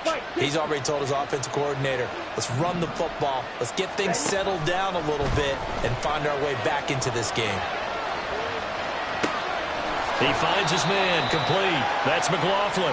And he'll go down inside the 45 before going out of bounds. I tell you what, CD, this Washington defense, very strong in the victory last week. And no matter what's done throughout a ball game, it always comes back to blocking and tackling. That's the essence of football. But I think it's hard for people to understand just how difficult it is to tackle, especially open field. Very few missed tackles on tape that I saw in this game. This team does a nice job of getting their opponents on the ground. Part of what we're seeing so far is the defense is certainly coordinated. Both levels doing their jobs in tandem. The back helping the front helping the back. The pressure got home on that last play and forced him to try and throw through contact and short of the sticks. Young on third down. That is caught. And he is out of bounds, but not before he's inside the 30. It's his first catch, and it'll be good for 15 and a first down. I tell you what, it looks like he's shaking off that pick six just fine. It's not just defensive backs that have to have short memories. Quarterbacks utilize that as well. A much more confident throw right there. A play fake. Now Young. A hit as he throws there, incomplete. Well, a momentary speed bump there with that throw partner. The defense had other ideas, and they're trying to mount a small stand before this drive reaches the end zone. Young's incompletion on first down leads to a 2nd and 10. On play action, they'll throw. Oh, the ball comes out on the hit, but they'll say it's incomplete. Well, it looked like a march to the end zone has hit a momentary roadblock with that incompletion. No need to panic. They just got to come up with a high percentage play call and see if they can get their offense back on track.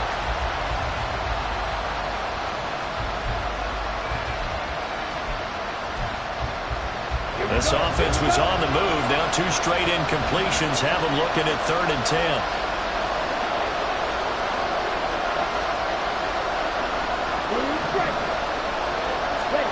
It'll be Young again. And that will be incomplete. As a defensive back, you have some weapons at your disposal that we don't often talk about. And you can read the receiver's eyes, you can read his hands, and you know that the arrival of the ball is imminent. And that allows you to make a play on it and oftentimes knock it away. The 3 straight incompletions, they don't care. That hasn't dissuaded them. They're going to go for it on 4th.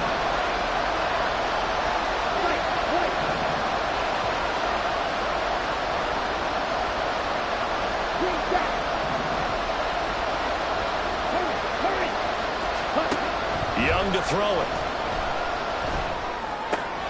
Oh, it's intercepted. A drive killer there.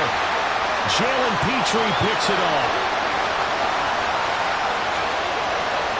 And he will bring this one back.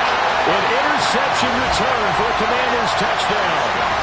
Charles, it is pretty rare that we see a team build this kind of lead in the opening quarter. And, man, they seem to be clicking on all three phases right there. The defense doing its part with a pick six. And it's absolutely been the definition of a start that you would pick for yourself and for your team, right? And I have a feeling that they just want to stay in this zone. What's truly incredible about this start is they can add on a couple more scores. This one could legitimately be over in the second quarter. The point after is good, and it's now 21-0.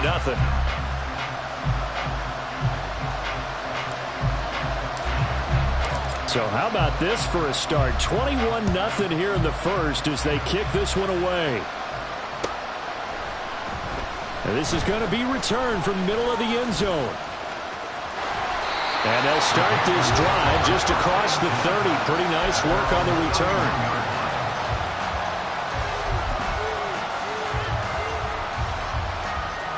This Carolina offense at the line, ready to go. Well, CD, you kind of feel like they're in a bit of a danger zone right here because now you're down 3 scores, and I know we're in the first half, but the way this offense hasn't been able to generate anything, you feel like they probably need to get something going on this drive, right? Yeah, and sometimes I overuse that this is an important possession. But I think this has to be the possession where they come up with an answer because only a few teams in league history have ever come back from a 4-score deficit. And if they don't score here, that's what they could.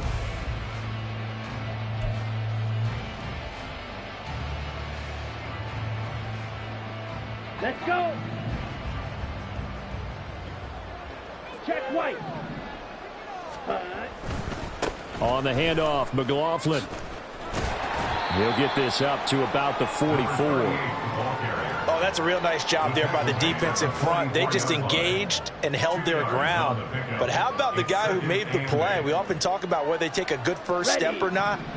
Many times you just don't take any step. Just get your feet moving, get your body going, and then once he made the read, he was able to make the play. Young is intercepted for the 3rd time this game. Picked up by Jamin Davis. And he'll take it across midfield and down to the 48-yard line. Boy, so another interception, CD, and it feels like he's starting to unravel a little bit. And as you would expect, still a work in progress here in his second season. He has to start ironing out some of these mistakes, though, because now his head coach, his offensive coaches, they have to evaluate whether you keep playing him and let him work through it, or you start thinking about going to his backup. And now a throw on first down there, but it's incomplete. That was nice work there defensively to force incompletion. Now, even though this drive started in plus territory, they're still not in field goal range yet. So they can work towards another couple of stops and not allowing that turnover to hurt. Howell from the gun. He's got a man complete. It's Amari Cooper. 4 yards the gain, and it'll bring up a 3rd down. It's a game of matchups, and that's why you take your receivers and move them around a bunch, especially your best guys. And when they work out of the slot, you often hear the coaches talk about how great it is because it gives you a two-way go. You can break out or you can break in. That makes it hard to defend. Got this complete to Jahan Dotson. And I don't think he got there, no. He's short by maybe a foot, maybe. Call it 4th and inches. So much about offense is what you call hidden yardage. You know, you throw the ball to someone, they catch it, and then they can make a big play. You know, they create a play, run after catch. They did a really nice job there of limiting that and keeping him from a first down. Yeah, stopped him in his tracks. 70 Lions.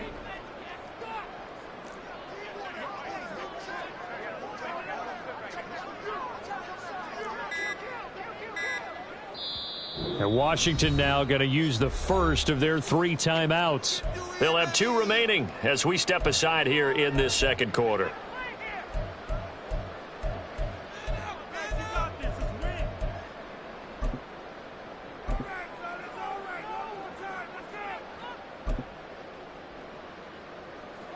So coming on now is the field goal unit. They're going to try for 3, and he'll need all the leg he's got here. And he has got it from 55 yards away. That was never in doubt. And the route is on. It's 24-0. Well, they're able to come away with the interception, Charles. They aren't able to move the ball all that much. However, they do get 3 out of it with a field goal. Yeah, and anytime you do force a turnover, you have to come out of it with points. Everybody wants 6. They'll take the 3 there. Now it's their opportunity to do it again. Here we go, set. The Panthers out there and ready to begin their next drive. They are looking to make a bit of a 180. They are sputtering right now. And frankly, I think it's time to call your playmakers together and say, all right, guys, we're going to lean on you through this patch. We need you to get us back on track and get us going in the right direction. So you're calling plays geared to them. Not necessarily what you look at your plays, oh, this hurts the defense. I want the ball in the hands of X, Y, and Z and see if we can move forward. So don't get too cute. Go to the playmakers. He takes this for 3 to the 29. Here's 3rd and 6.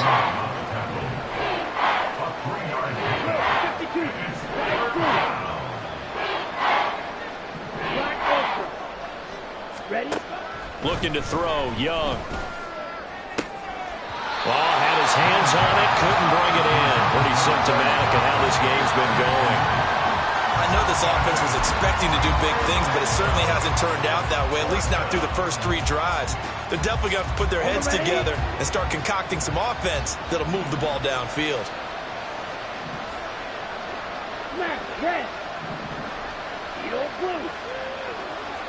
Ready? Young to throw on 4th. And they hit him as he throws, as this one's going to go straight down to the turf. Incomplete. So certainly an interesting call there to go for it. And Washington will take control of the football in great field position. Here we go. 19, Tiger. Off play action. It's Howell. And it's incomplete. They started this drive backed up against the wall by the turnover, but I love their fight. Planted their feet and forced the incompletion on 1st down. 2nd and 10.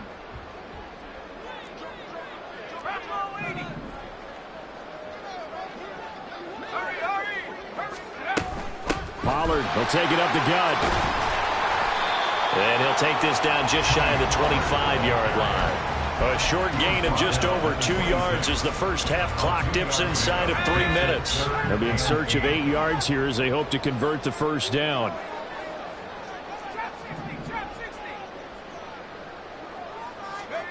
Howell throwing on 3rd down here. Able to find the open man. That's complete. And he's out of bounds. Almost gets to the 10. 3rd catch of this first half for him, and this one is a 1st down. Let's just call it what it is. This has been a flat-out struggle for this defense all game long. They've really had a hard time slowing them down. And while I'm not big on speeches and guys jumping up and down, they might need their team leader on defense to get in their face right now and light a fire under these guys. They've got to start playing better. Oh, Howell loses it, and it's picked up by the Panthers. And a big turnover there as his guys will get the football back. There are 2 words that we hear coaches say all of the time. One starts with a B, one starts with an S, ball security. And they preach it.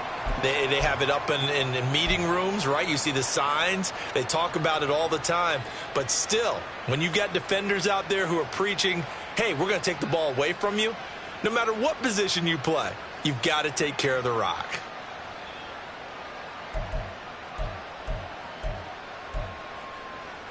Ready? This Carolina offense at the line, ready to go. And we don't want to call this desperation time, especially in the 2nd quarter, but you're down. You don't want to. No, but let me finish. Okay, my bad. You're down 3 scores already. You've done nothing offensively, nothing on the scoreboard. That's not a good combination. I think you just called it desperation time. I think you did. But let's face it, you mentioned this to me in a break earlier in the game. The energy level hasn't been there right from the start. We've noticed that. They've got to find a way to get on their toes and start punching instead of retreating, to use a boxing analogy. He's going to look deep for Watkins. And that's going to be incomplete. Good effort there, trying to take a shot, but it's 3rd down.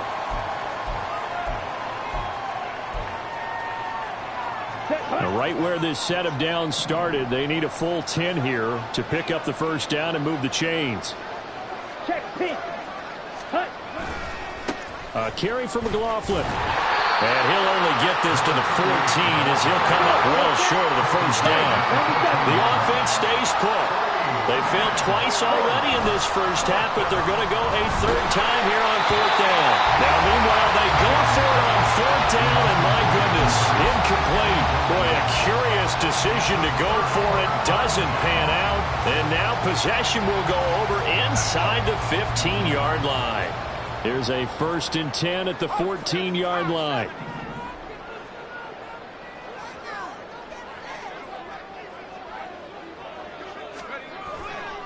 Running right, it's Pollard. And he is met in his tracks behind the line of scrimmage. 2 yards the loss, 2nd and 12. And that's what I'd like to see out of this defense. A little fire, a little toughness. It hasn't been the best first half for them, but they did do a nice job there, forcing a loss on that play.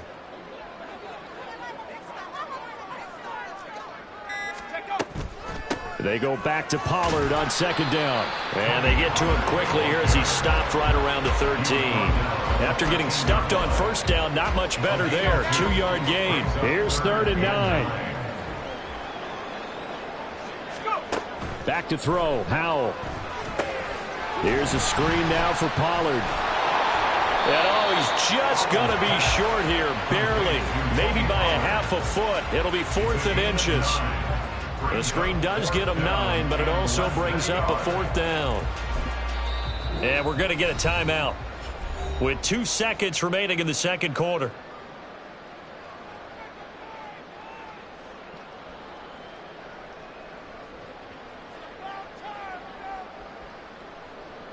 So with 2 ticks left here in the half, on is the field goal unit. From the right hash here, should be an easy one. The kick by Fairbairn is good, and that will do it for this first half. Time for a break. We've hit halftime. 2 quarters down, 2 still remain. We step aside. This is the NFL on EA Sports.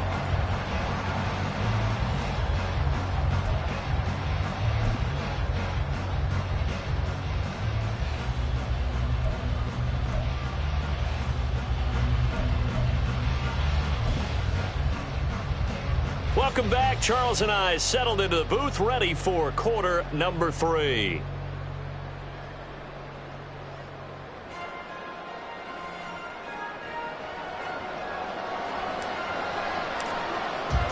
The Panthers going to get the football first, trailing here as well as we resume play in this second half.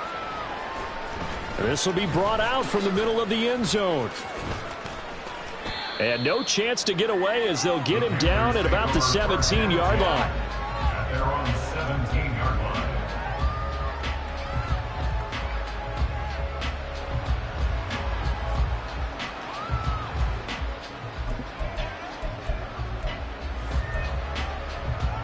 The Panthers out there and ready to begin their next drive. CD, they certainly know the hole that they face as they begin the second half. They have to do what precious few teams have done in NFL history, and that's try to come back from a 4-possession deficit. And, partner, you know, as that team gathers, they're saying to each other, you never say never, right? Because if you're on an NFL roster, that's how you have to think. You can always come back and win a ball game. And let's face it, we saw a certain Super Bowl, a 25-point lead late, that wasn't enough to put someone away. But that being said, this task is near impossible. Let's face it. And bottom line is, it officially becomes impossible if this possession is an empty one. Good yardage there on first down. Exactly what you want. Get yourself set up to keep making first downs, keep the clock running. And if they're smart, you're starting to milk the clock. No hurry before you run your second down play.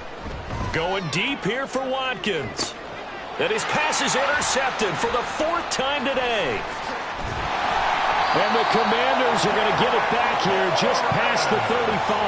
Well, I think everyone who's watching was certainly hoping to see things get a little bit better for them in this half, weren't we? But it was a downright miserable first half. This carried over with an interception to begin the second half.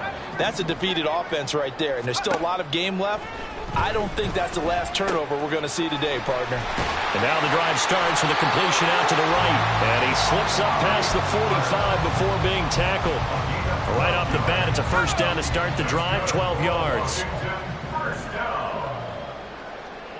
and 10 at the 48-yard line. Howell changing the play here.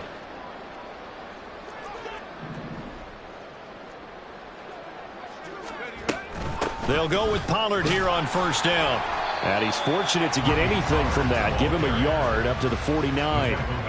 I'd say they've got to find a way to get him going. He's such a big part of their offense. I wonder if they might throw it a little and come back to the run. Anything, because you're right. He's pretty much been completely neutralized.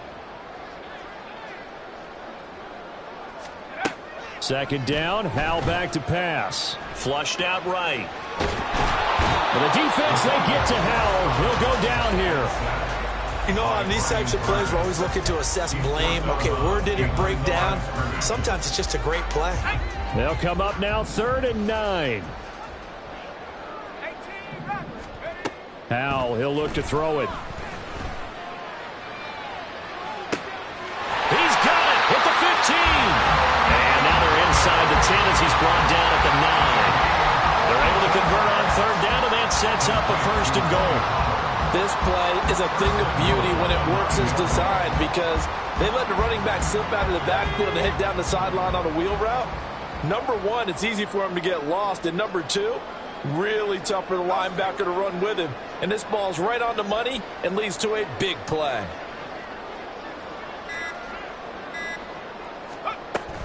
They'll run with Pollard. He pushes forward for maybe 3 down to the 6-yard line. You know, when this offense gets down here near the end zone, they're going to turn to their bell cow, and this guy's been a touchdown machine all year. Excellent job stopping him there on 1st down.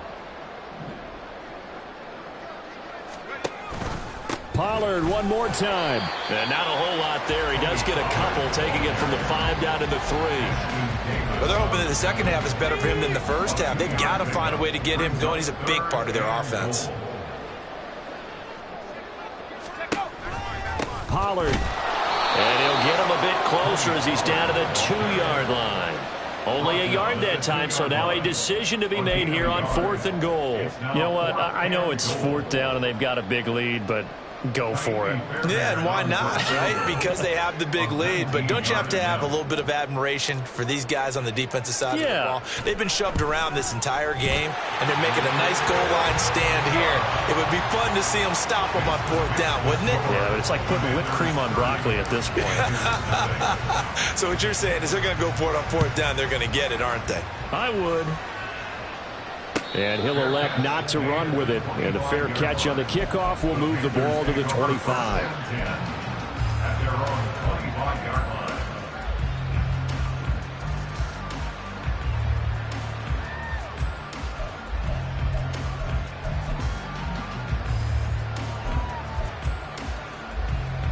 line. This Carolina offense at the line, ready to go. Well, we haven't exactly been treated to a nail-biter in this one, CD, and if they cannot score... And now here is another interception. Picked off by Quan Martin. And he will bring this one back. An interception return for a Commanders touchdown. Well, I mean, you get it. They're trying to make something happen here in this 3rd quarter, CD, but I don't think a pick-6 is exactly what they had in mind. No, not at all, because this offense, they've been stuck all game long. Haven't dented the scoreboard yet, and they're kind of forced to take a few chances here, and that one, it backfired in a big way. So they'll get another shot on offense following that pick-6, and now the kick is away. And here comes a return from the middle of the end zone. And in hindsight, probably should have taken a knee as he only gets this out to the 16-yard line.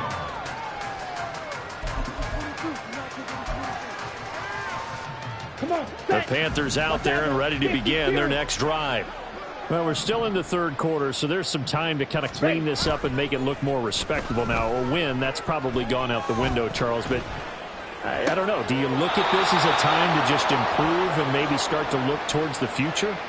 I think you have to find something to play for, something to grasp onto until the clock runs out. But, Brandon, we've been around this game a long time. This is an outlier. You don't get many blowouts like this no matter how the game looks on paper going in. This one has turned out to be everyone's worst nightmare realized. We've talked about it, CD, but it bears repeating. They are struggling to throw the football. All the interceptions and more incompletions. It just doesn't look like things are in sync out there. I would agree with that, and it's not a good day when you feel like an incomplete pass is almost a win for you because it wasn't intercepted. I think the receivers now, when they're running their routes, they want to catch the ball, but they also want to make sure that the defenders don't take it away. Here's McLaughlin. And he's taken down at the 43, but not before picking up the first. And the offense moving quickly to the line. They go play action. Young. Oh, he's got a man wide open, complete. And he is brought down, but not before reaching the 30. And as they come to the line, they will not be able to get off another play.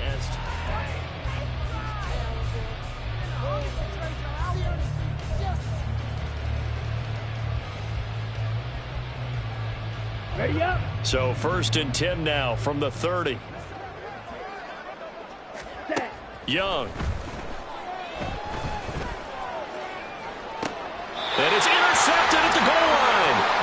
And the Commanders are going to get the football here as the ball will come out to the 20. 1st and 10 here for Hal and the Commanders. At the 20. They'll try and start this drive in the air. Looking for McLaurin, and he's got him. So the completion results there in 9 yards. And it'll bring up a 2nd and short. At the 29-yard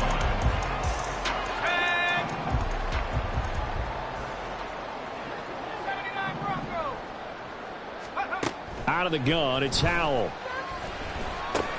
Swinging this out for Pollard. And he'll be brought down shy of the 40 at the 38-yard line.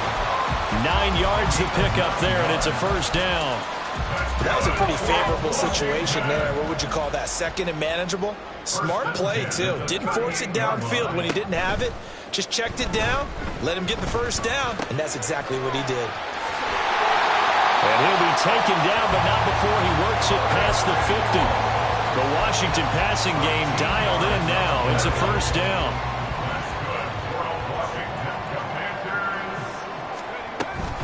They'll go play action. Howell. Throw to the right here, taken in by McLaurin. And he's got this down a yard or 2 shy of the 40 before he's out of bounds. And from the 42 now, here's 2nd and 2. It's a gain of 8. Brings up 2nd and 2. They run straight ahead here with Pollard. The 20. And he'll be out of bounds about a half to a full yard shy of the 5.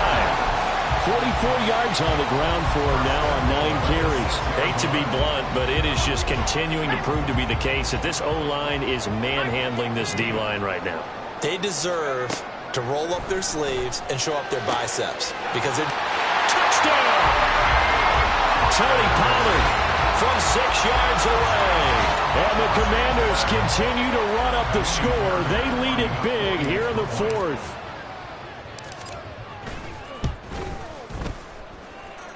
Fairbairn good with the extra point. And this one was over a while ago as they just add on to that big lead.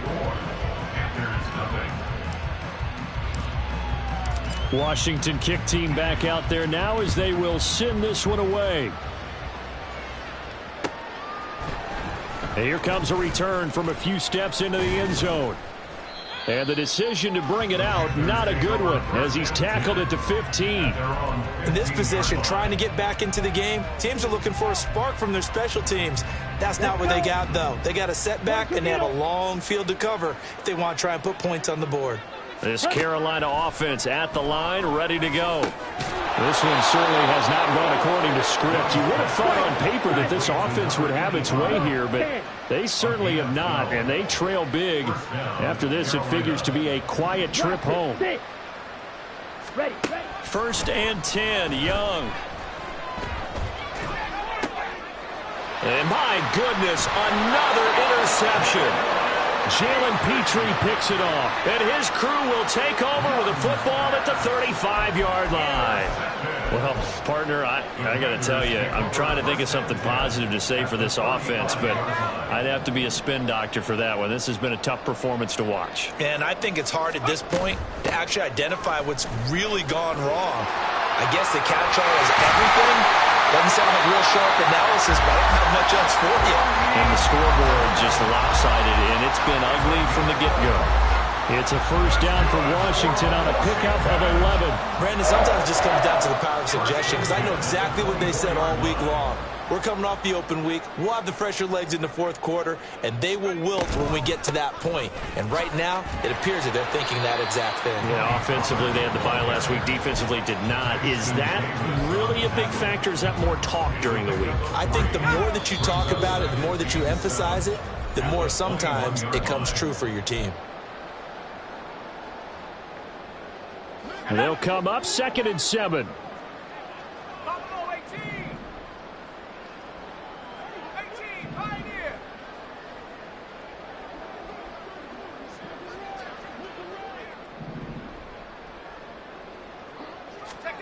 That one looks like he'll throw here.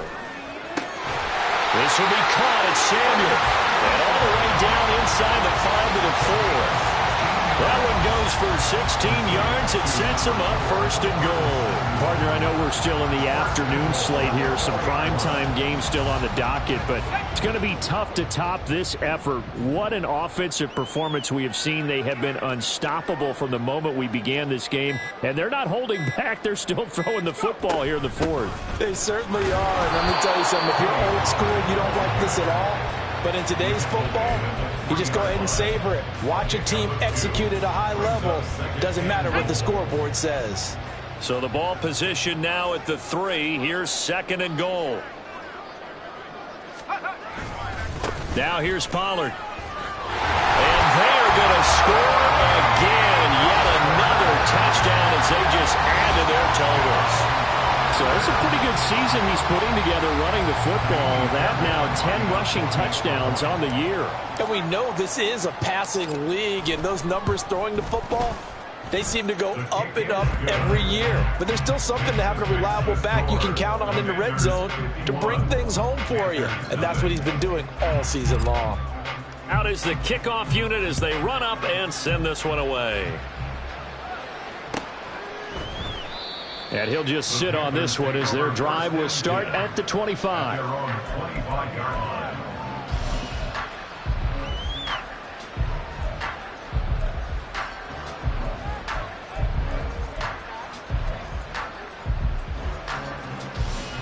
The Panthers out there and ready to begin their next drive. It's been a tough go for them. It's still without any points here in the 4th quarter. And a big deficit, Charles, but they move. And now here's another interception. Picked off by Emmanuel Forbes. Yet another mistake after the interception there. And gosh, you look up at the scoreboard, they just got to be thinking this one cannot get over fast enough. It certainly can't. And also what happens when you get this big of a deficit, you're supposed to make all the right throws, right? You're supposed to try and obviously get the ball to your own guys. But being down this big, you also take even more chances. And in this situation, that hasn't paid off for them at all. On the other sideline, jubilation and laughter. Here's 2nd and 7.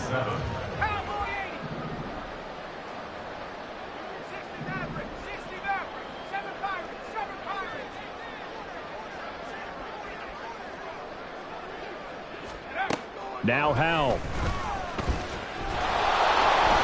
And he'll be hit as he releases it, and that'll fall incomplete.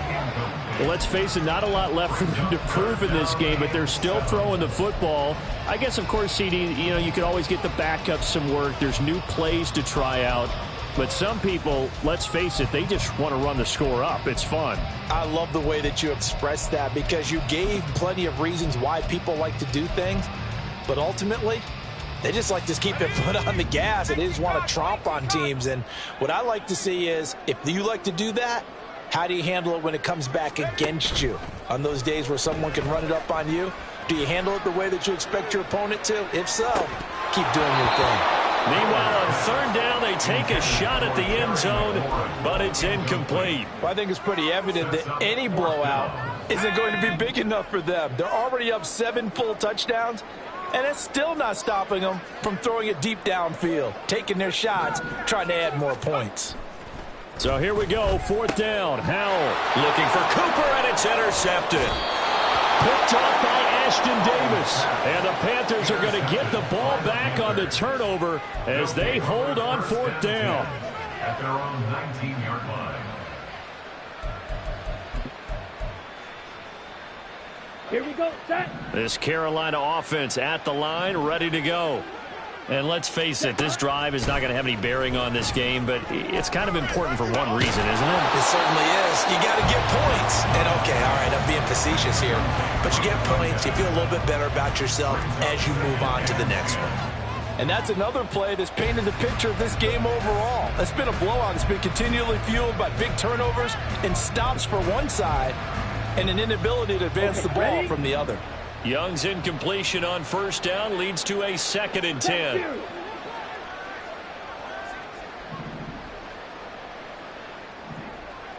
Pause red. Red, cycle.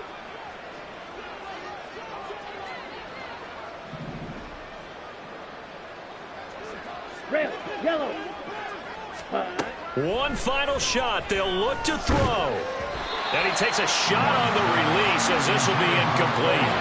Well, after incompletions on first and second down, it certainly seems like a reflection of what we've seen so far in this game. The defense, quicker to the punch so far. Let's see if they can get something going here on third down. So back-to-back incompletions, and that has them staring at a 3rd and 10. One last shot for Young. Now a desperation throw deep downfield. And that is going to officially draw the curtain on this one as the last throw intercepted. Picked off by Benjamin St. Just. And he'll return this ball across midfield to the 47-yard line. So not just a blowout win for them today, Charles, but a shutout blowout win as well. Clearly just a superior effort on both sides of the ball. Hey, didn't it feel like you get a touchdown, you get a touchdown, and then the defense jumped up and said, hold it, we're getting involved as well. You're exactly right. Big points, both sides contributing, a full team win. So for Washington, it's a win that might keep them alive in the playoff race as they're back to 500 at 5-5. And they'll get to stay home again next week. Meanwhile, for the Panthers, it's a bit of a setback as they drop to 6-4 now. And they'll get a chance to redeem themselves at home next week.